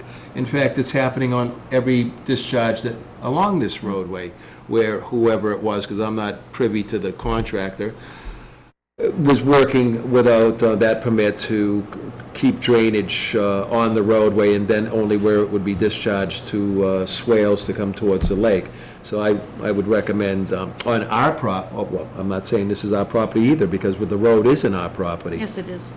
It is. Private road, they own both sides and the If road. they've got land on both sides, you own 50% of the Well, road, but if you have then, property on both sides, technically your client owns that portion of the road and is responsible I'm not a for- land attorney, but I'll take you as that. And what we would do then is the swale on our property, because we own to the middle of the road, then would be crushed stone so that we stop the sediment from being generated on our property. Okay. And that is what we will do. In fact, we just left Linder's junkyard with 400 cubic yards going in to stabilize silt roadways over there. Thank you. Okay, great. So we'll stabilize that roadway. And in the meantime, we'll put some erosion controls Along that drain. well, around the drain itself, so that, but I would say that would be, if this gets permitted and it's gonna show on the plan, that would be the first thing that gets done. Okay, great. Thank you. When would you like a continuation to, Glenn? At your next meeting, the 20th? 20th? Yeah. And then we'll You'd have to have plans and communicate then- for a site inspection, or do you want to Do that do something before. now? Site inspection is going to be, I didn't know when it was, Do you need this calendar? It will be in euro. well, the commission has been changing their date, but it would generally be the Monday, Tuesday, or Wednesday of the week before. I don't really know who's people's availability, so I'll have to get back to you. I'll get back to you tomorrow after the meeting's over here today and we decide. Thank you very much. Can I know it's a lot. I know, the It is a lot time, to you ask, would but like if the we time. can, if we can go, I know everybody wants to maybe be first on the site inspections, but if at all possible, well, only, 9 o'clock, how's this? oh, you were the. You could I be always said 9, you were the you best. will be 9 o'clock on either the Whatever day you pick. it's Monday, just- Tuesday, or Wednesday. It's hard to me, but to set a block of 3 How's that? hours. But Don't know the no, day, but I'll thank give you the time. Thank you so much. I'm serious. Well, we had them for 10:30 on, But I didn't know that. No, I didn't Shep- give him the Shepherd time. Road. I just told him he was so many on the Somewhere in list. this block, and I was on a construction I site. don't want to continue. Thank you. All right, Thank you great. very much. Motion to continue.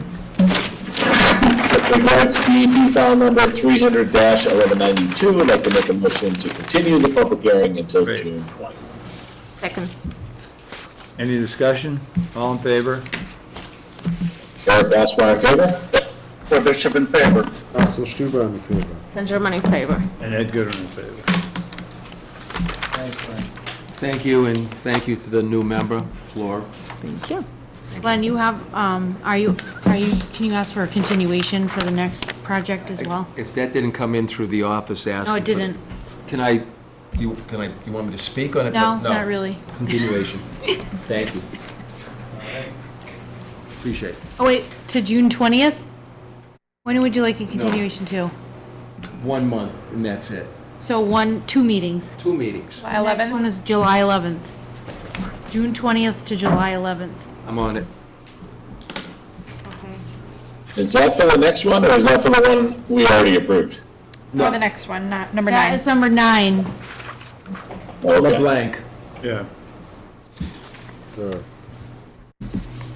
Thank you. We'll be prepared. I would also recommend that, since Lauren needs to get caught up on that one, we also do a site visit there at some point.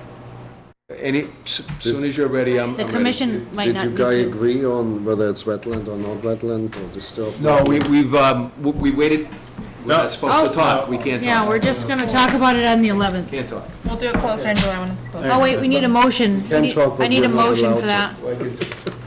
Is this a continuation? Nothing. You weren't gonna, Continuation to July 11th July 11th. for Okay. 263 Boston. All right, so moved. Have a good week.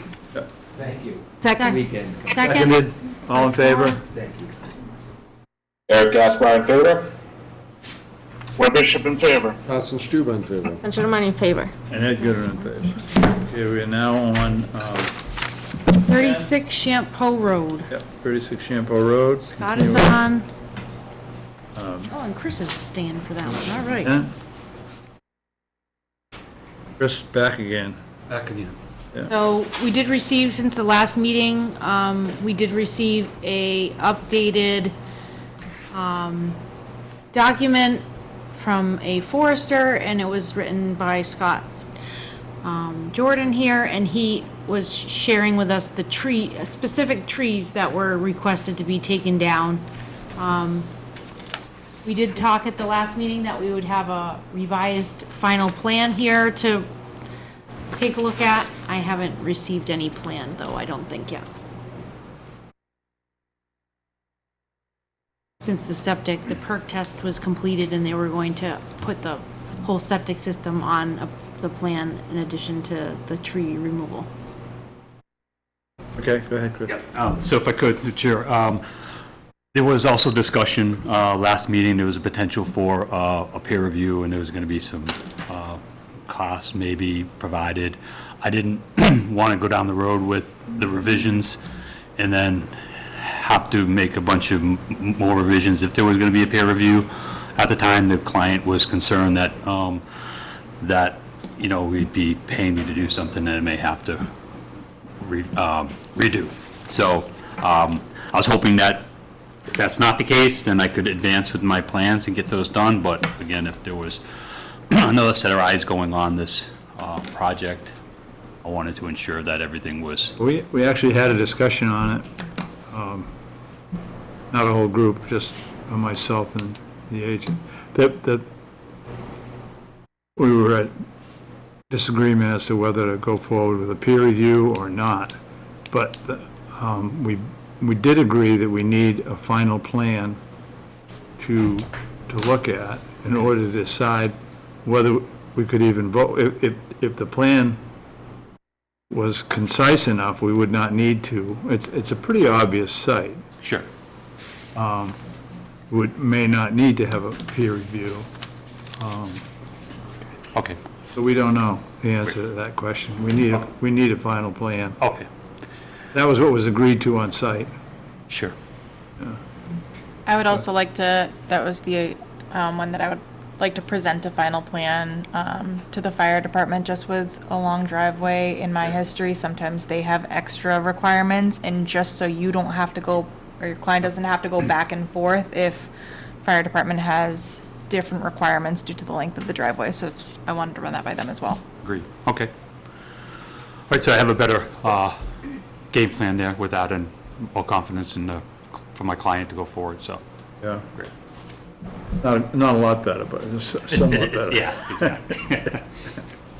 It's, so the cutting and all the things that we're concerned about Sure. are the same things that we'd argue about, not Okay. necessarily things that somebody would come in as a peer review and point out.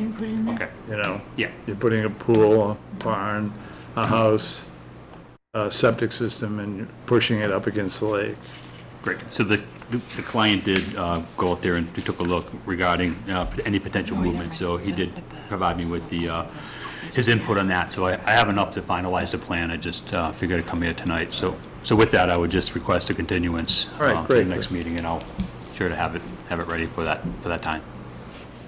And if I could jump in, Mr. Yeah, Chairman, this is Scott Jordan from Ecotech. Yeah, with regard to the peer review, I think we also discussed last time that I believe it's a 19-acre parcel, correct, Chris? 15. And there really aren't that many flags that are, germane to the project. 15 acres of this is in Chapter 61, so there's no, future development plan.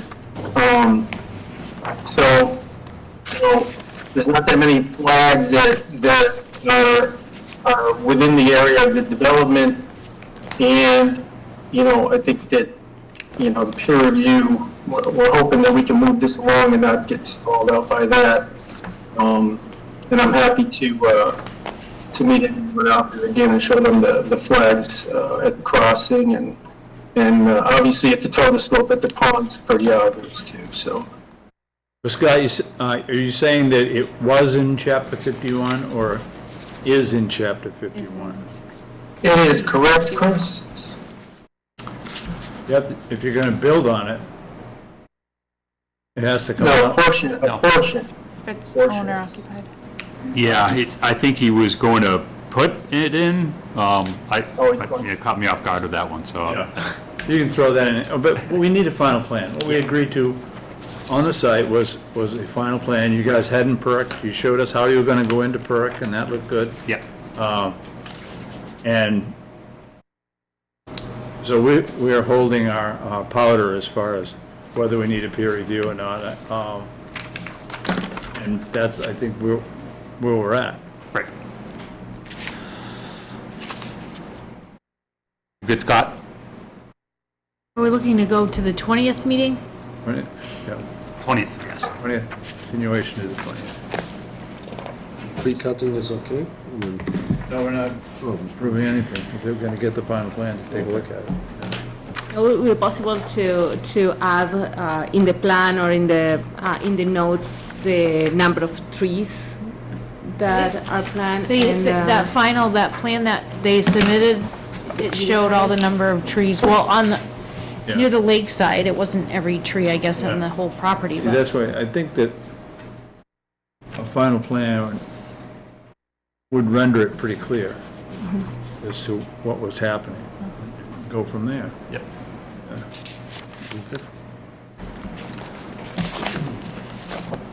Eric, do I have a motion to continue to the 20th?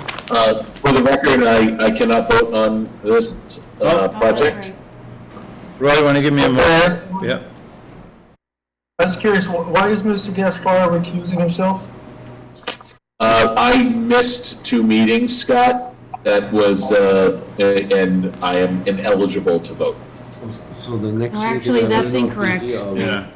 Floor was, That's incorrect? Floor is an associate member, and when Eric missed a meeting, they appointed her in his place to vote on it. So now she is the only one eligible to vote and not Eric for the whole hearing.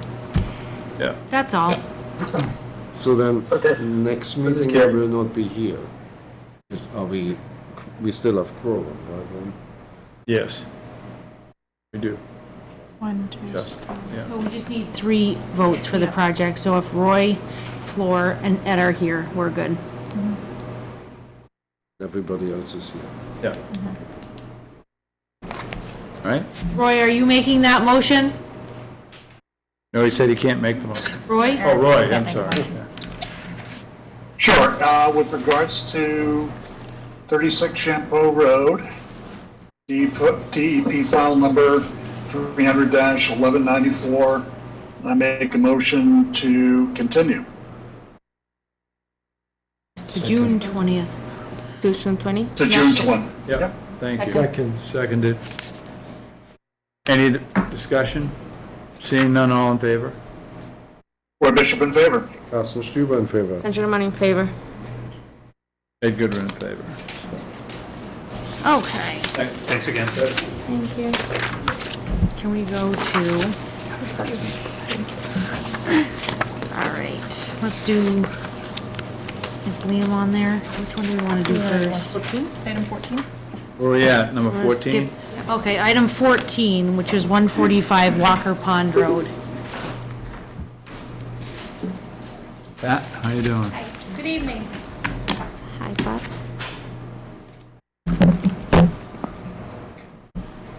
I didn't know. So, Pat, Agenda is so complicated. They do because that to- we had a little time in the beginning, but since you weren't here, I had them hold this until, because I knew you were interested in being here.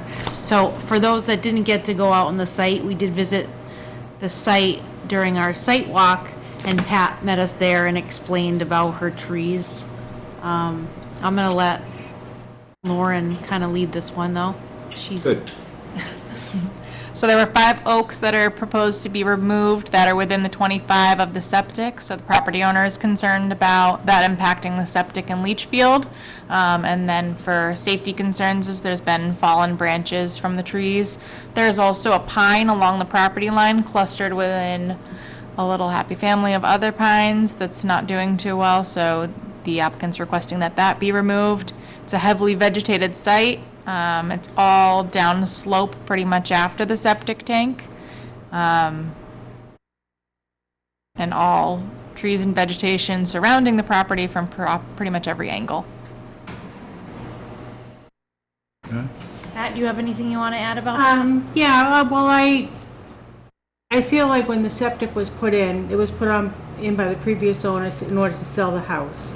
And I feel like they didn't necessarily, I've had friends that came out and who are septic people, and they said, oh, they should have taken out more trees, and they didn't really do their due diligence in promoting that because the trees were so close to the leach field. And I did do some research on my own, that when you put in a leach field, you're disrupting the soil, so you're making it easier for roots to grow in that direction. You're providing water for those trees, you're providing nutrients from the septic discharge into the leach field, which makes it more inclined for those roots to go in and cause a problem. And that was after talking to several people in the field, and also talked to an arborist who's retired now. He confirmed all my thoughts and fears, I guess, in that they all thought that it was a wise choice to take the trees out to prevent the septic from failing, which would then cause a problem with the watershed. And I live on the water, so I don't want my grandchildren swim there. I don't want to cause any harm.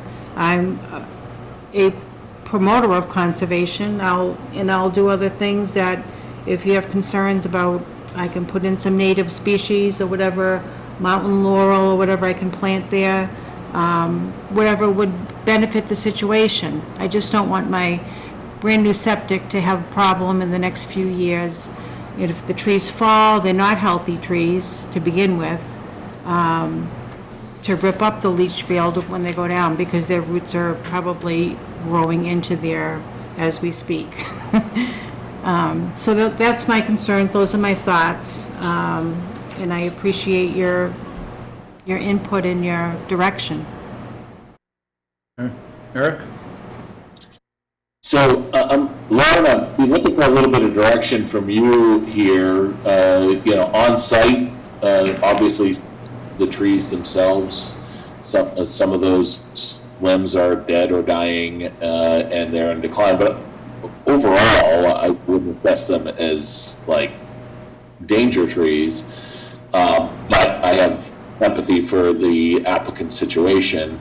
My concern is about the canopy. Most of those trees are the tallest of the canopy that's out there.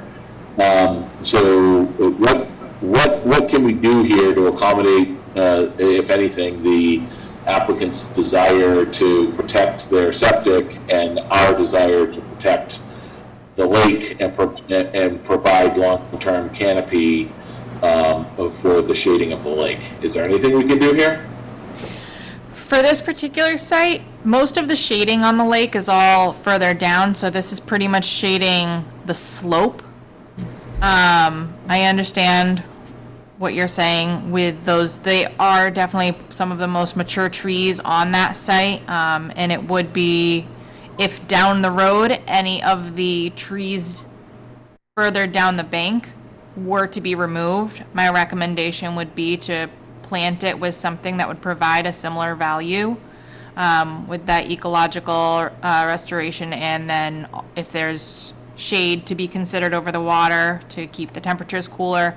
These particular trees don't provide shade over the water, so it doesn't affect the water temperature. You could request some replanting, however, seeing how there's a lot of trees all in that area, it'd be very limited, not to mention the large tree that was removed to put in the septic. Your space is going to be limited. It's not going to do any good to remove just the root or to try and control the roots. That's going to do a lot of trauma to the tree and will essentially speed up the process of the trees dying. So that was something that I had looked at as well, of trying to just direct the root systems. But with the maturity of those trees, it's just going to continue to expand, and they're going to look for the healthiest soil, which right now is the newest soil. Yeah, that makes sense. And just one follow-up to that, kind of separate, Lauren. Looking at this plan in this project, I know that there was a notation that we would have allowed for necessary trees to come down or something along those lines from a language standpoint. If this had come in front of us as a plan today and the septic was being replaced, those trees being in that zone, would your recommendation be that it would be okay to remove those trees, or what would your recommendation be as our agent if this was coming to us as a brand new project? I have not looked at the plan that was received for the septic, but I would have considered any type of alteration to the placement of the septic to stay further from those trees and from the house, but it is fairly limited just from being on site, the distance to the house and the distance to the septic. But I think we would have requested more alternatives to try and salvage those trees. I think it would have made sense if at the time that the septic was done, knowing that the trees were so close to the leach field, they probably should have requested that removal at the time. I'm sure there was a number of reasons that they didn't. Tree removal is also very costly.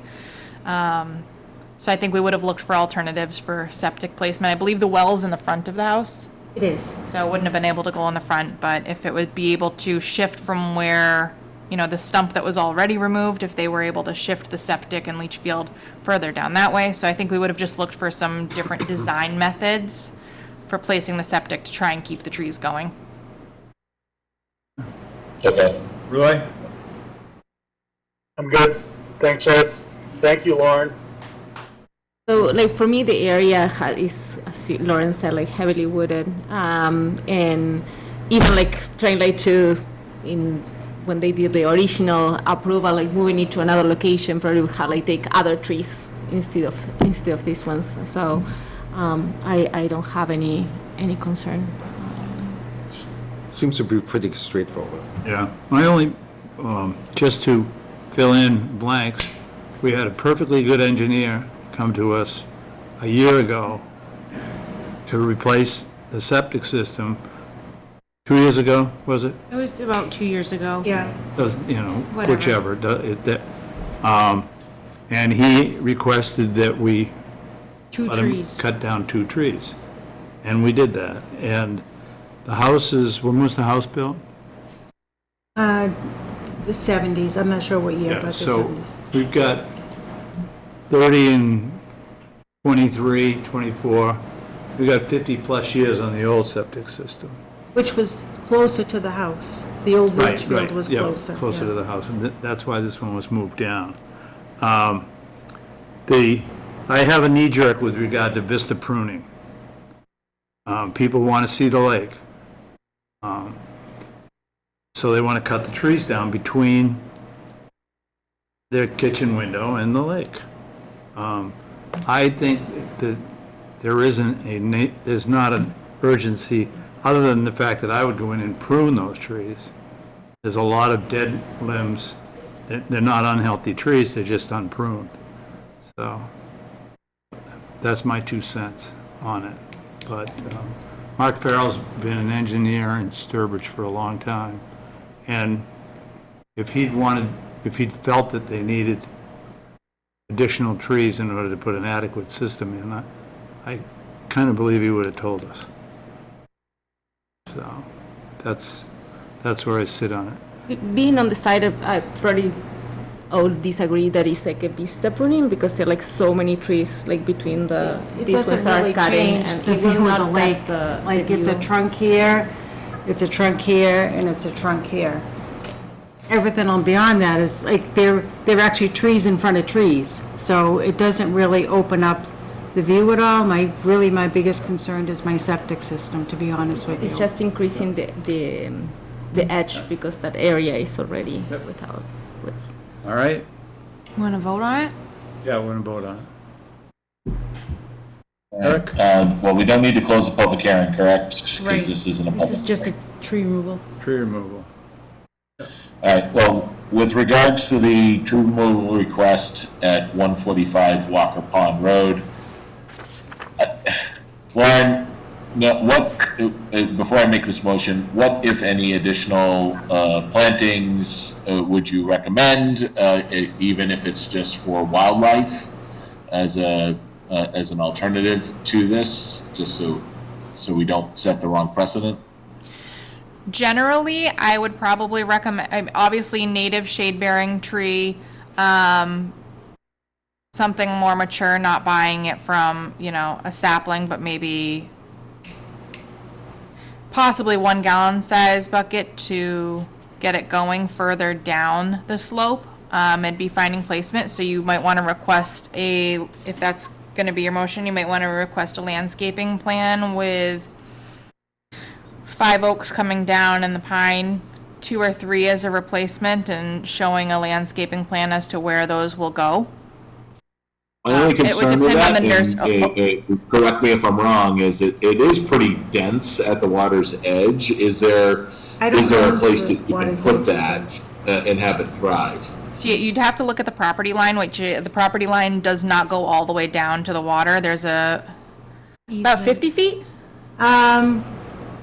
From the lake to your property line? It's probably maybe a little bit more than that, I would say. I believe the property line is about halfway down the slope, and these trees are just on that side of it. So, I don't know that I could certainly ask the The association? I couldn't think of the So word. the homeowner would have to verify that property line, and then we'd have to take a look at the slope to see if what's there, essentially. It's all just, Because there are a lot of mature pines also down there, they'd have to be monitored for survival as well. A lot of pines by the lakes have not been doing so well these last few years, so I would recommend that if that's going to be the direction you want to go in, that any replantings we, again, see on a landscaping plan that's on the property, something on mature, something native, something shade-bearing,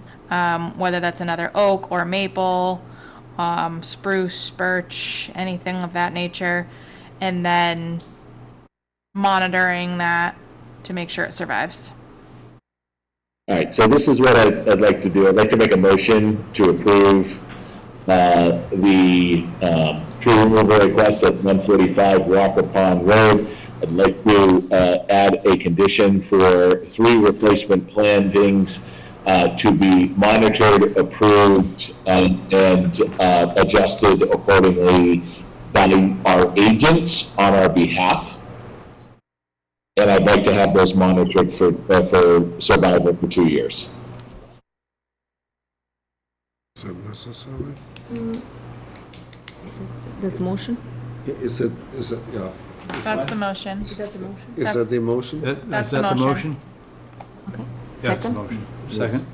Someone want to second that? I just had a question about so the trunks will stay in, or will you cut them up, or what the I the don't roots have you any plan to remove the trunks. I think You on don't? that slope, it would be really hard to get any kind of equipment down there. The trees are going to be removed with the crane that won't even enter that area. That's- Yeah. So we require now replacement? Yeah, Eric's The motion was is for 3 three replacements. replacements with the placement of the plantings to be approved by our agent and survival for 2 growing seasons to be monitored through staff. Who's going to monitor them? Karen and myself. We would go out there and make sure and, On your way up to Big Alum to Sure. look at what's going on up there? Come on, give me a break. that was his motion, I'm just But is that reading. really- what How do the things mo- look on Is that Blueberry really Hill? necessary? I mean, What? We don't have time for monitoring. yeah, is it necessary? I mean, it's highly vegetated. I mean, I didn't Right. see it, but so. Yeah. Yeah, there's no argument there. It's very highly vegetated, I think, like. Okay, with well, every Eric word made the that- motion, is anyone gonna second? All right, I'd like to pull back my motion, rescind my motion, and make an alternative motion Okay. to approve the tree cutting at 145 Walker Pond Road. Second. You got 3 seconds here, Eric. Okay, Apparently, everybody liked that motion, didn't like the alternative, so, okay. Any further discussion? All in favor? Eric Gaspar in favor? Roy Bishop in favor. Carsten Stüber in favor? Sanderman in favor. And Ed Goodwin in favor.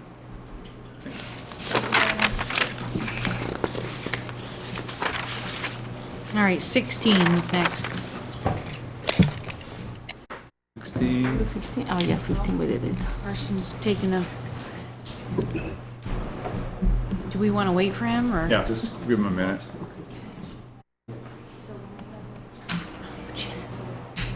What are you waiting for? One of our members just got up to use the restroom.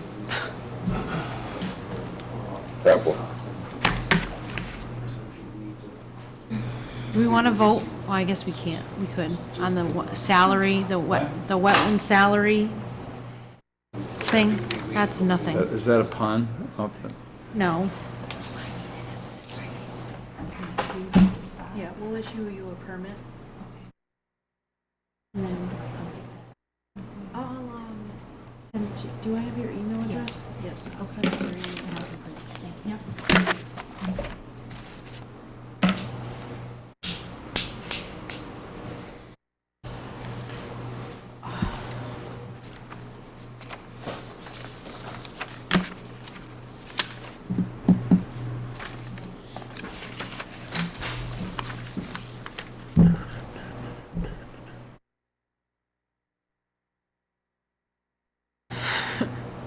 We should at least have some music playing or something. It's like when you're on You hold. can sing. The waiting. No, thank you. And I feel like you're musical.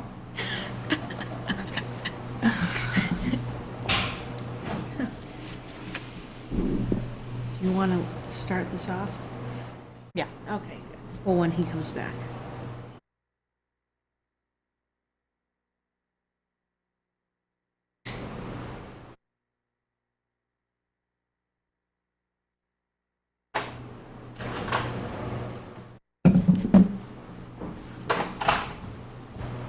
All right.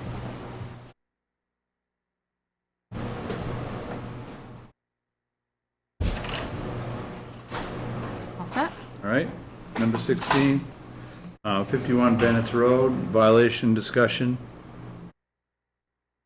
So the plan before you on the screen is a response to an enforcement order and cease work order that was issued for the unauthorized removal of several trees on the property.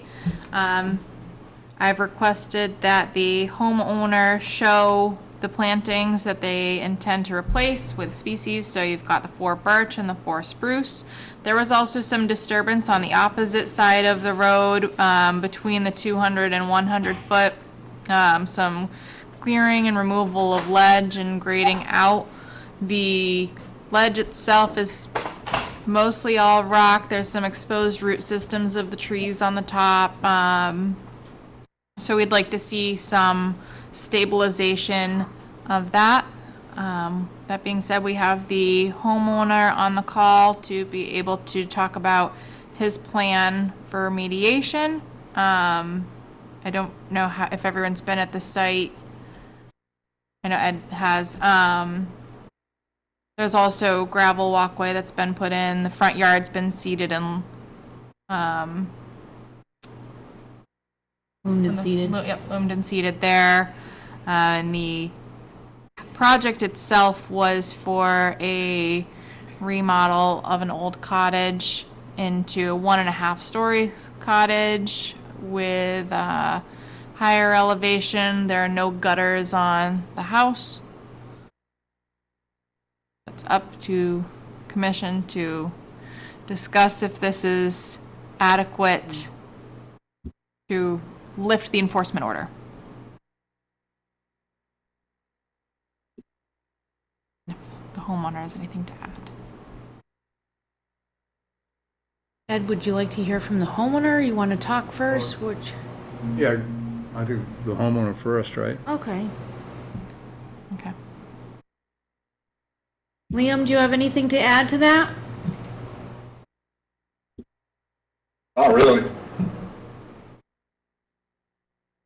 I think the plan says it all. I mean, we took down 3 oak trees that were infested with oak bark beetles. They were all over the ground. I kept the stump so you could look and see what was there. The tree cutter made the call. I wasn't home. I wasn't in the state. And, so I understand that we have to replace the trees. That's my plan, to replace the trees. And, across the street, there was always parking across the street. I just cleaned it up. There was, God knows how many years of piled up treetops, garbage, bottles, trash, pickle jars. So I thought I was doing a service to the area. I also moved a bunch of dead logs to one side of the property, put them in a pile. I didn't think that was illegal to do that on your own property, so I have no problem dressing the top of the hill by hand as requested by the town. And that's it. I picked trees that would go good on 12 inches of soil cover over a solid ledge. So picked a couple of few evergreen trees and some birch trees because they got shallow root systems. Like I said, you literally hit solid ledge at 12 inches, 14 inches, 7 inches. Some of it comes right through the front lawn. You know, that's about it, right?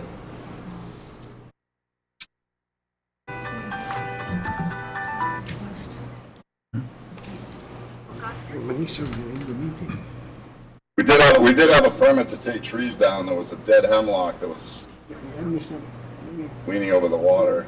And I think part of the discussion was while the crane was in there, they had to take a couple limbs off of one of the oaks that I tried to get on the permit earlier because it was dead at the bottom and leaning over the house.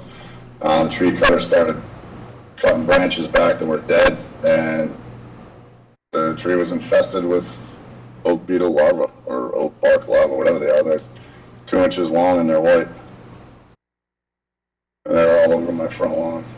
And looking at the rest of the neighborhood and the street, because I've run up and down it for 25 years, formerly living at 526 Lead Mine Road, all the trees look just the same. They're dead at the bottom and all the way up to the top. So I'm sure the whole neighborhood's infested.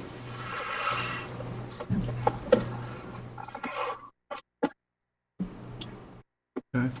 But I would like to get the trees in the ground sooner than later so I don't miss the planting season. Eric?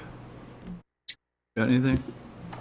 So, just remind me, how many came out and how many are going in? Do I see 8 going in as replacements? Yeah, three came out. 3 dead oaks came out that were not on the permit. And am I correct that each of these green circles or scribbles represent a replacement? So there's 4 on each side. Is that accurate? I was gonna plant trees anyway. I'm not a tree hater. I planned on. No, I'm just for clarity's sake. I don't, That is what they symbolize. That's what they symbolize, trees. Okay, so it's 3 total came out and you got 8 replacements is essentially the numbers, right? 3 came out, Correct. 8 are going in. That is correct. Okay. Affirmative, yes. And then the Yes, sir. ledge on the opposite side of the road is going to be stabilized by hand, which was my recommendation, as opposed to using more equipment, just to reduce any possible trauma that may have been caused to the root systems. And Liam, that works for you? Absolutely. Okay, well, I'm good with this. That makes sense to me. Thank you, Ed. Laura? No, that's good. They're planting more than what is taken out. Okay. So, Maybe a question like how old the trees that are going to be planted? Are they like Size, what size trees? Lauren, what do you want to Well, say? I would probably say like 8 feet, 6 feet, something like that, 4 feet. As far as the birch go, I'd like to get something in there that's substantial, maybe like 8 feet or 10 feet or whatever, 5-gallon planters. I got to be able to get them in the ground and get them established. And I'm going to have to mound them up a little bit too in order to get coverage. But as far as the evergreens go, those will probably be, 5 feet or so. Yeah, I think 5-gallon planters are And there going was to never any evergreens be the on that side of DBH it. that's going to be Yeah. significant. They're going to be white birch, and they'd have to be clustered. Mhm. You can't just buy one. They're pretty clustered in here. Yeah. Yeah, there's limited space. All right. So, Eric, you want to make a motion to, Yeah, I guess, are we approving the plan under the enforcement order? Is that the request? So, if that is the case, Do we want to get a timeline? say again? Do we want to, well, To verify that they're planted. we're going to say that we're going to plant these trees in a certain amount of time, and then we're going to verify that it's complete Yes. My recommendation would be to approve the landscaping plan as presented, and that we would do a separate motion to lift the enforcement order once planting and survival's been Verified. Okay. That's good. Do I have a second on that? Second. Do we have a motion on that? No, but somebody, I have a Eric, will you question. move that? Oh, I think Liam has a question. Yep. Go ahead. If I hit refusal, can I move the location of the trees? What did he say? If there's In refusal, other like from a words- neighbor? Or you want to move From the trees? soil. Like if there's an area that I can't get them in, is it a big deal to move, you know? When he goes to away on plant the same side of trees, the if for house, whatever so that- reason, the location that he's put on the plan has to be moved slightly, would you want him to come back? Would you authorize Aaron or myself to confirm a location that is similar? How would you like to move with that? Yeah, I don't have a problem with that. No problem. I'm okay with that. Yep. There is a lot of ledge in that area, so that could come up. Okay. So, All right, we need an official motion, though. Town meeting. So the motion would just be to approve the landscaping plan as presented, and if alterations are made, to have that approved by the agent Second. or assistant. Yeah, so moved. Second. Do we want to have a survival time frame before we lift anything, or no? We're not lifting anything. Until that. Okay. Right. Approve the landscaping plan. So we'll put this on a fall agenda, right? end of fall. Do we need a size? Do we want to include the size? Or no? Just do the landscaping. 6 to 8 feet is what he said. As presented. Okay.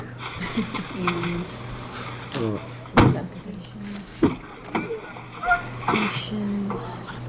All right, we ready for a vote? Yep.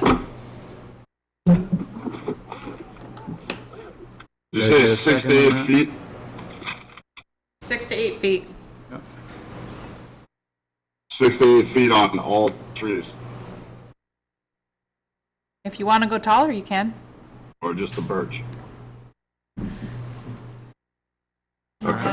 All the Right. trees, right? 6-foot spruce, or, I mean, spruce you're gonna Well- buy probably anywhere between 3 and 5. You buy, So we want to say 5 feet? exactly. 6 to Number 8 two- feet on the number- birch and Number 2, 5. you gotta be able to get the roots covered until the tree gets established. So the bigger the tree from the start, the bigger the root ball. I'm not that worried about the birch, but So a 3 to 5 foot height for the spruce? I mean, keep in mind, these trees are gonna be about $500 a piece, so I really don't wanna buy trees and watch them die. My aim is to have them survive. You and me Okay, we gotta both. move this along here. So there's 3 to 5 feet on the spruce and 6 to 6 to 8. 8 on the birch. Does that work, No Lou? problem. That works. Yes, sir. Lauren, are you okay with that? That works. That's reasonable. Okay. Are we all, now we're all in favor of that? All right? Eric Gaspar in favor? Would Bishop in favor? Carsten Stieber in favor? St. German in favor. Make sure they're in favor. Thank you, Liam. Can we go to number 17 You're now? welcome. Thank you very much. Thank you. Thanks. You guys can come 72 up. Paradise Lane, violation discussion. Can you bring up that picture for me? Just identify yourself when you see here for How you the. doing? Evening, Chair. My name's Michael Walsh. Michael, how you doing? Vanessa Walsh. That's So, as a little synopsis here for the commission. 72 Paradise Lane is a site on Big Alum Lake where they are raising and rebuilding a lakefront cottage. They also have an open permit before us for a cantilever dock that we have approved since the raise and rebuild of the cottage.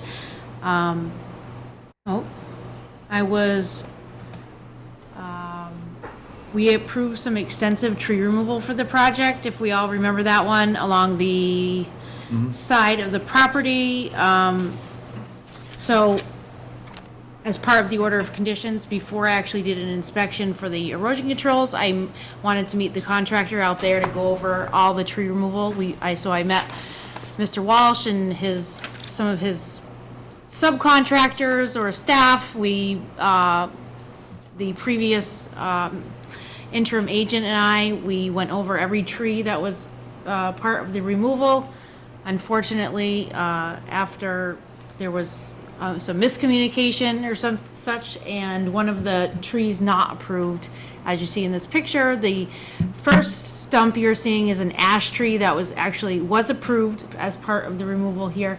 The second stump in the back, that is a maple tree that unfortunately was not approved to be taken down, but accidentally was removed. So I asked them to stop work, and they never really started work besides taking the trees down. And Mr. Walsh is here to talk to us about maybe some replanting or his plan here to mitigate for the removal of the unauthorized tree. Okay, go for it. Thanks for hearing me out tonight. Appreciate it. I know it's been a long night, so thank you. So what came down was a red maple. I mean, this tree didn't bother anyone. It was an accident, purely an accident. As you can see in that photo, we went around and marked every tree. You can see the 3 that were going to stay. We went and marked them all. We marked every 21 trees that we had. Some way, somehow, this band fell off, or whatever it may have been. Could have been the wind, neighbors, birds, who knows, right? Nonetheless, the tree came down. I love trees, okay? So I am willing to plant another red maple just right around where that, I got this right here, right around here. So we could plant it right around here, give or take. Right? Is that, whose arrow is moving with mine? Mine, just for the members that are remote, they can't see your pointer. Oh, I see, okay. I'm just trying to shadow you All so right, they no, can that's fine. understand. Thought was happening there. So so what I would like to do, plant an 8-inch diameter. I'd like to go with what was there, a red maple or a white birch. I love the fish, right? And we're talking about canopy on the lake, right? That's a big one. So when I fish, I throw the lure underneath, underneath the birch tree. So I figured, why not throw a birch tree? Perfect right there too. How far back though? What are you talking? We're going right See that? right around here. Now, I don't want to dig this up and disturb this all because the water's right here. So I wanted. Where's this going in? Actually, that's not part of my project plan. I'm just. Might be part of the reason they took the tree down. No. So it's not going over there? No, actually, it's going on the other side, I think. It's going closer to this other ash on the, I have another picture, but I didn't put it up Okay, there. it's going on the other side, that's all. Yep. So what I'd like to do is I'd like to put another red maple, one established, get it in there, and I would like to try to naturalize the area with some blueberries. There's all berries on here, but blueberries are not. So I know birds in particular love blueberries, so I was thinking we could just put some blueberries right around here. They love kind of shady areas too, as I researched, and this is just a prime area for blueberries, you know what I mean? And then a nice this way, tree with some branches going over the water.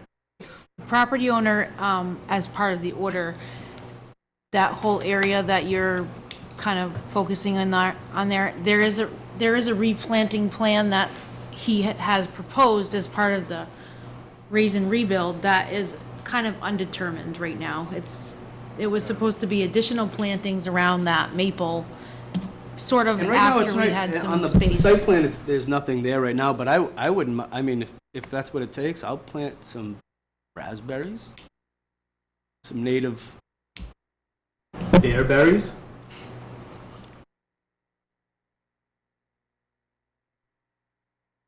Eric, you wanna go, you want some feedback? Eric, what do you think?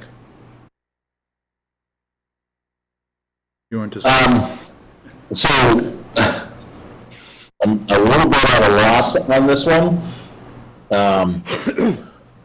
I mean, I'm happy with the willingness to come and admit the mistake and try to fix it. Obviously, the red maple replacement, 1-for-1, is good. I'm not familiar enough with the site to see if our standard 2-for-1 would be sufficient, or would be possible, or if we would want to accept the one large tree with the blueberries in there. That's what I was Ron, thinking. what are your thoughts are? A tree with some blueberries. I would second that. Yeah, well, if, when you go to buy wood at the lumberyard the next time, if they give you some wood like this. Is that Home Depot, or are we talking Home Depot? Yeah, Home Depot, they give Yeah, you they these. do yeah. already give you wood like that. Right, I got you. Okay, that, we're looking for, tit for tat, or, something which So a shows. red maple, well, I mean, the tree was, in not my defense, I mean, the tree was in rough shape. It was like this weird thing. I looked at the stump. Came right out. You seen it? The stump, it was perfect. The stump was There was perfect? nothing wrong with it. With the stump? It was not, if you look at some of the other stumps that Yeah. that we approved, Like the cores were out of You them. like the hole on Are you calling up the Look at that, 30-foot, right the there. 30-foot, that stump? That stump was perfect. This one? You lost me. I'm on this stump, and this tree was not perfect. Because it was hanging out over the lake. No, I'm not talking, no, it had a thing and a good trunk, right? Right. And then just one random branch. Okay. It wasn't healthy. We It don't was even just- need- It wasn't, I mean, regardless, but You I'd like to put a believe me, nice that- healthy red maple Yeah. there. We looked at the trees when we approved them, And what you they look- cut, okay? Oh. So you're going back at it now. That's what I'm saying. And so you want to put a red maple in here? Yes, I would like to. Could you put another tree in there? What about a couple of red maples couple of some red size? Yeah. What can you get? What diameter can you get and put in? Well, I there? know a guy, and he can get me like a couple maples, probably 8-inch diameter, maybe 4, like maybe 8 feet tall, give or take. How far apart do they have to be? Because How you far don't want apart? overcrowding as well, like they're going to be competing for sun. Yeah. If I can. We could do I just two? checked with Erin too, and a landscaping plan is required as part of an order for the mitigation for the trees that are going to be removed. So if the commission is comfortable with having one maple or birch plus a couple blueberry bushes to replace the tree that was accidentally removed, that I would make that the recommendation that be in addition to the other plantings required for the trees removed. So that would be part of the final landscaping plan, plus whatever they're required to do for more mitigation. So Okay, that would be when yeah. you'd be looking to add, if you want multiple maples to take up for the maple that was removed, the ash that was removed, and Oh, so anything else. take some out of the planned and put a couple. So reds. whatever you were planning on doing Yep. for replanting for the trees that you did remove, Yep. what we're discussing, put that in addition Sure. to that to make up For the one the, that for cut the down. one tree. Gotcha. So either the birch or the maple, Right. plus a couple blueberry bushes to make up for the one Space for maple that was If you wrongfully removed. Good. And then you will discuss the landscaping plan to discuss the ash and the other 2 or 3 trees that were approved to be Well, removed. Yeah, they're, somewhere there were around. 21 trees that 21. were removed, approved to be removed. It's a lot My- of trees. Right, and my only concern being on site is that there is literally nothing left on the shoreline there. That's basically completely wide open now. So whatever we can do to get something as close to the shore, How far back do you want me? which is going to be limited there because of his other projects and. What's going here? Well, he's putting a 4x10 Do we have the plan? cantilever, cement pad under the ground, and we won't be able to have a big tree like that. Like, we Do you have to, have- I do think you that have- we're gonna need a professional to say what they can have. Yeah. That, Do we have a so we're, I plan? guess what we're saying is we want to. Have go a back to the plan. shoreline picture in addition to that, but, showing, we have an engineered drawing for the raise and We have a rebuild. planting plan now, We do have a planting plan. so we want that planting plan revised to include, Like maybe the arborist that they hired to do the original, tree cutting plan could show us on that plan where the maple could go, that it wouldn't impede, the project. Because if we just decide, hey, put these maples here, I don't know if that's going to work out for the overall construction of the house, the construction of the dock that we've already approved, and the landscaping plan that they have. right, So maybe that, I know they hired Tom Chamberlain as an arborist to show that they needed these trees taken down, so maybe he could help provide a plan of where the proposed trees that he's offering to put could go. plans, I think he's in North Carolina right now. Oh. But I go along with what you said, Lauren. I think we can go ahead, have them come back with a plan. Well, can you, And Is this, so, I can't do anything work for like a month now. I'm already like a month behind schedule. Am I gonna have to wait another month for the meeting so I can continue working? We have, we have the schedule here. We know we can put stuff here. It's just a matter of timing, Do we have the plan up there? Additional conditions? Right. On the order, you have the right to impose additional conditions, so you can add an additional condition to the original order that there will be a landscaping plan to replace the maple that was removed. So add this as second condition, so you've got your landscaping plan that was originally provided as the approved project. So now, when the project is done and they look to get a certificate of compliance, you'd be looking for that other landscaping plan showing this specific replacement. So you still have some leverage to ensure that this is getting done. Okay. plus the $5,000 bond we put. then you can continue working towards that. If that's Might okay with the help commission. it might help with the decision on the landscaping plan too, once the site work is done.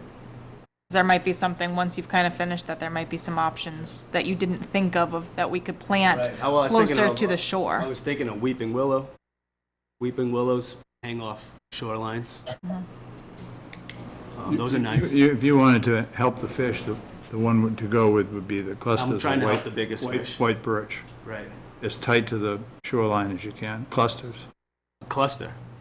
Yeah, you don't want to put white birch in No. singles. Yeah, right. So 2 or 3? 2, 3 white birch? You'll see what they have. Okay. They're bucketed. Okay.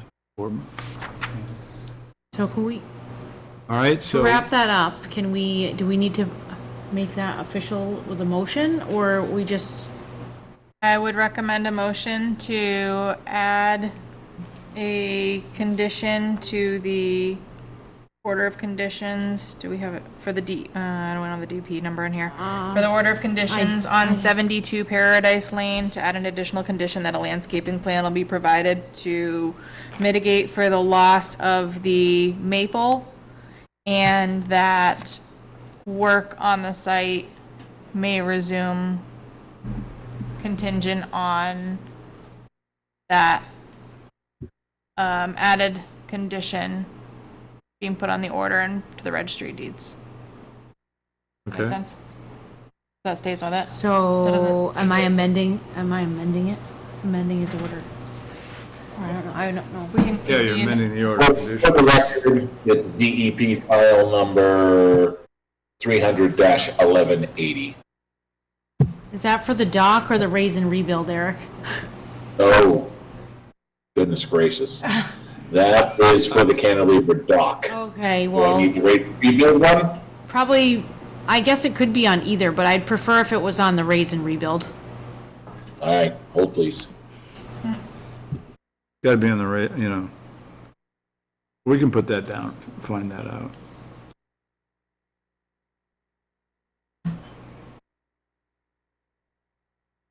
Yeah, amend the order of conditions, added the condition. Added. Landscaping. Plan to mitigate for unauthorized removal.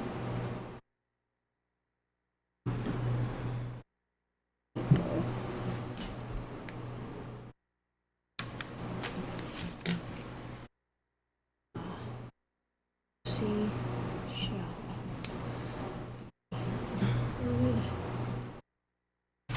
And Recorded. She's writing it down. Eric's looking up that DEP number so we can reference the order.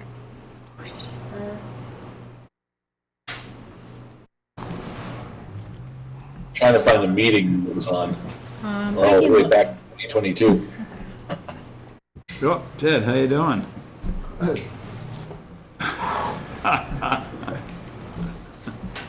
Okay. All right? Well, the motion should be, a motion to add a condition to 72 Paradise Lane, 300 dash, I'll fill that in. To add a landscaping plan to mitigate for the unauthorized removal of the red maple. The OOC shall be recorded before work can resume. Does that seem appropriate? Okay. So that means we're gonna quickly add that order to the order of conditions. The new order of conditions is going to be recorded at the registry to reflect that new condition, and then I'll go out there, do the erosion control check, and you can get back on your way. All right, so one more time. I have to go to Worcester, Well, first we have to do something, which is get you a new copy. new copy of Then order you'd of have to condition. then you'd have to go to the registry of deeds, get it recorded, show me that you recorded it, and then we can move on. That's it? Well, Not, that's it, I mean, well, As long as that's- I didn't know if there's like a delay at the registry of deeds or something, maybe, I don't know. But I once appreciate it's it. are you recorded. okay with that motion, Eric? So moved with the addition of DEP file number 300-1131. There we go.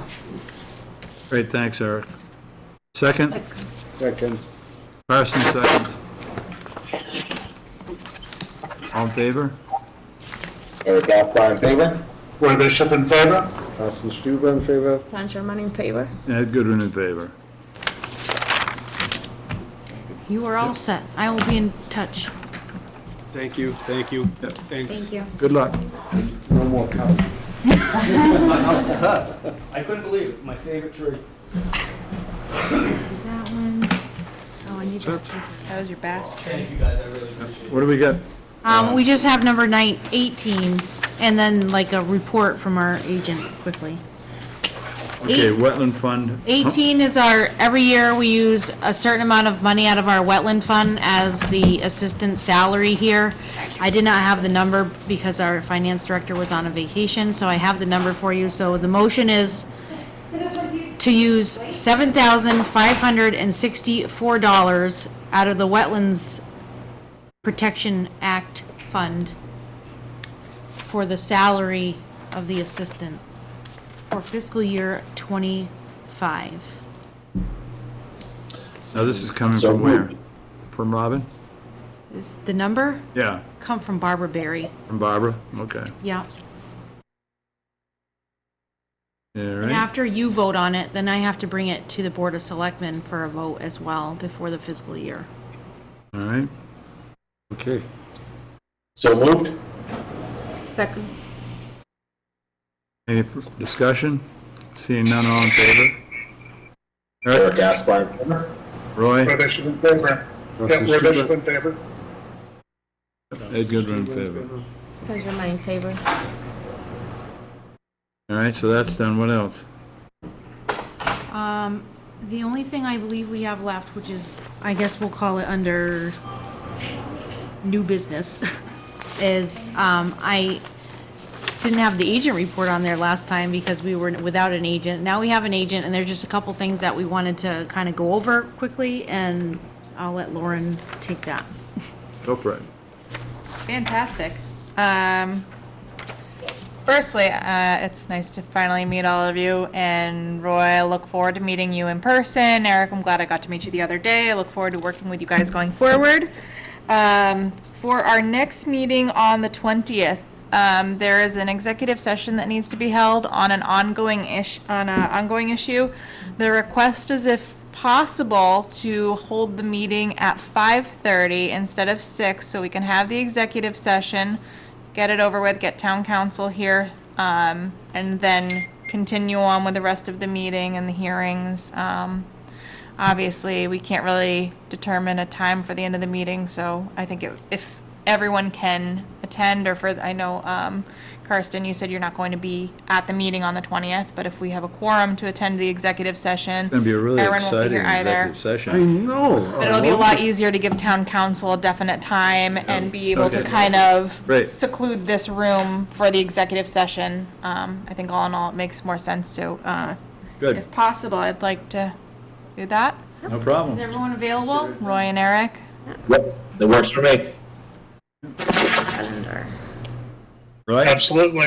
Great, Yes. so we will get that fixed. Thank you Yeah, for have it making in the that calendar. simple. Yeah. There is a open order of conditions for a remodel for 88 South Shore Drive. We had the pre-construction meeting 2 days ago with the builder that took on the project, and there's just some questions that I think there was a little confusion on what was actually approved under the order. My recommendation is that the builder presents a construction sequence to the commission to get into detail, and that way it gives you the opportunity to see the project one more time, verify what you did in fact approve, and discuss this going forward as far as what they can and cannot do. The last presentation by them to us. This is with the builder, not with the engineer. What? The engineer presented initially, so this is with the builder. But the last, the session at which we approved should have an answer in it to, The findings of the order of conditions say one thing, the plan that I have shows the same. look, did you go to the tape? It's not a question in my mind, what it's supposed to say, but there's says. questions. What? Yeah, There's questions about it. yeah.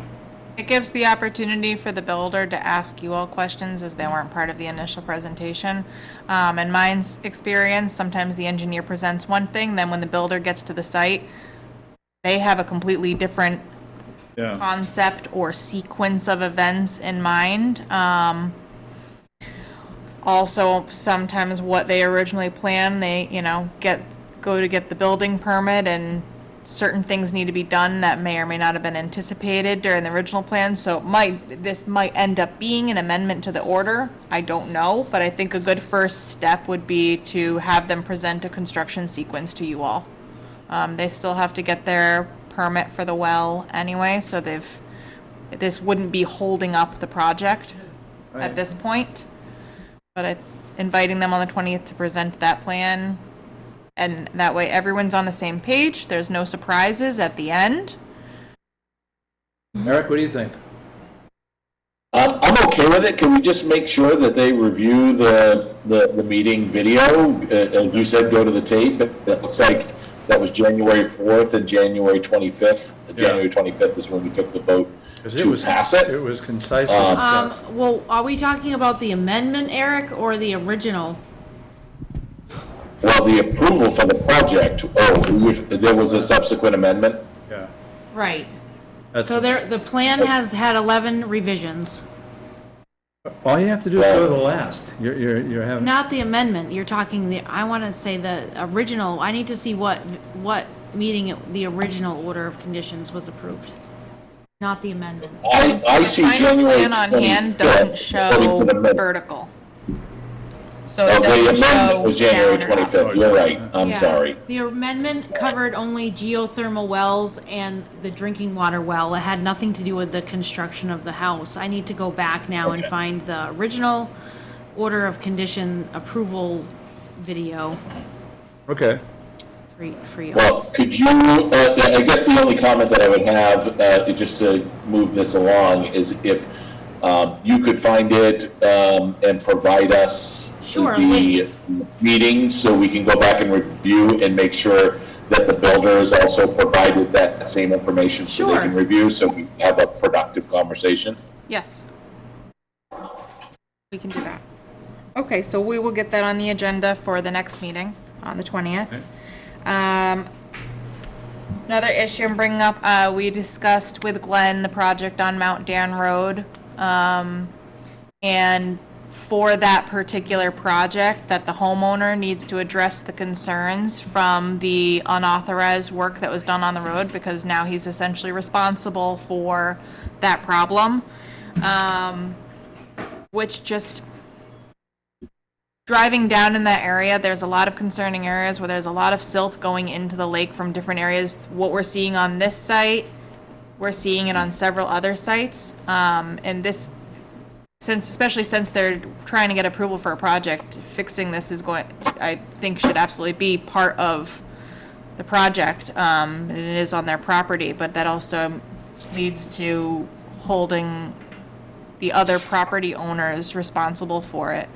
I don't think that it's a big ask just to try and get the residents together to fix the drainage issues, even if it's just putting up temporary erosion controls to give them time to put something more together. But with the rain that we've been getting, I haven't driven down in the last 24 hours with all the rain that we got, but I would anticipate that it's going to be worse than what I saw the other day when we hadn't gotten a lot of rain. But I think that it's something that we need to monitor and move forward on, and I think that if we send a general letter to the residents saying that there's some concerns, it affects private property, that we can work with them to find a solution, not necessarily coming at them with, pitchforks and torches, but coming at it as you care about the lake, you pay for your taxes to live on this nice clean lake, we care about the lake, so let's work together to keep the lake clean. But it's very concerning in that area. We have the authority to do that. We have the authority to do that. No, it sounds good. We can start with Glenn and this project and go from there. Great. Eric, you agree with that? Yep, that makes sense. Roy? That makes sense. Okay. In addition to that, obviously, I've only been here a week and a half, so I'm still getting familiar with your procedures, and overall, just how you conduct everything. So, Erin's absolutely fantastic in walking me through everything, and I think she had a lot on her plate these last few months, so I think that I'm very appreciative for her holding it together while you were without an agent, as I'm sure that you all are as well. We're hoping that this is going to be a good opportunity to fine-tune anything down the road.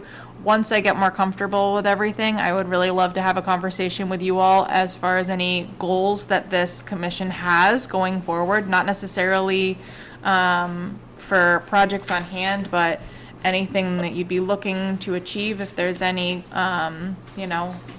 projects or departments that we're hoping to better a relationship with, I hope to be a part of that as well. So, just kind of put it in the back of your head of something that you'd like to work on and where we can go with this. And once I kind of get comfortable and we can have that conversation all in all. Good. And then next meeting is June 20th. Erin will not be here. Karsten will not be here. If anyone else is unable to attend or something comes up, please let us know as soon as you can, so that way we can make sure that we have a quorum. do you have anything to add? Just the site visit schedule. Ed is actually gonna be away on vacation that week, so, I mean, if, you can obviously go to the sites on your own time when you return, but we've changed the day a couple times here now in the last couple meetings. Moving forward, what is working for people? That week, we have June, it would be June. It had been, it's on the Tuesday, we moved it to Monday, we have Wednesday available. What does the commission? What's the actual date? June 10th, June 11th, June June 10th 12th? is the Monday, 11th and the 12th, so. Only on Wednesdays are better for me. I will not be here then. One thing to keep in mind with Mountain Dan and Glenn's project, Nice. he's most likely going to have to submit an updated plan. Congratulations. So if we can get to that one sooner, if we're available on Monday, it at least gives him 2 days to try and get that plan in. But Eric, what's your schedule like that week? I mean, Wednesdays are generally easier than Mondays, but Right. if it's better for everybody in general to go on Monday, I can try to accommodate. I'm open, like any of those days is fine with me. Okay. I return on the 15th. Oh, but sorry, June? June. Oh, yeah, no, nope, that's fine. Kirsten, do you have a day of the week that's easiest for you? Actually, for the next year, next Wednesday should be fine. Monday or Wednesday. Tuesday, Thursday wouldn't work. Monday, Wednesday. would Monday be- or Wednesday? Sorry, like I was looking at different kind of, on the 10, I can do after 9:30. 10 or 12? We always do 9. They always do. After 9:30 on the 10th. And 11 and 12 is fine. Well, Eric, would you be able to do that Monday, you think, or you want to shoot for the Wednesday? No, let's schedule it for Monday and I will do my level best. Okay, so site Can you visits. do morning? Yeah, in the morning, yes, definitely the morning would be better. Okay. 9. 9:30 on June 10th? Yep, 9:30 or? Let's say 9 okay? anyway, and we Not can okay? maybe do something else before, Laura can meet us at Mount Good. Dan. Yes, you can look at me. So 9 a.m. on the 10th. All right, that's all I have. Except Ted is here before we technically adjourn. Yeah, I just want a quick minute to say, farewell, I guess. Excuse me. I appreciate all the. Don't catch time, all the those fish down there. Knowledge, that Yeah, I've you're learned right. from you and Karsten. We didn't Well, it get would've to been nice World to Match? spend a little more Yeah. time. I know you're gonna do great. Eric, I assume one day you might end up with the torch if you stay on the board, so careful. Yeah, right, but he wants to do it in Waco, Texas. It's a lot of, there's no wetlands there, it should be easy, right? You should see, we have a lot of storm I just did, water. when I came in, I, on the other side of the table, planning, selectmen, I learned a lot, gained a lot of appreciation for conservation, and I've shared that message throughout the community that it's a hard job, nobody wants it, nobody likes you when you're on it, but, you guys do a good job for the community as a whole, so appreciate everything I learned. Hold that as Thank you for, we'll miss you. It was nice All right, we'll working see with you. you, Ted. And Sorry I good didn't luck, get to work all with right? you, thank you. Look, you guys even got an in-person breakup.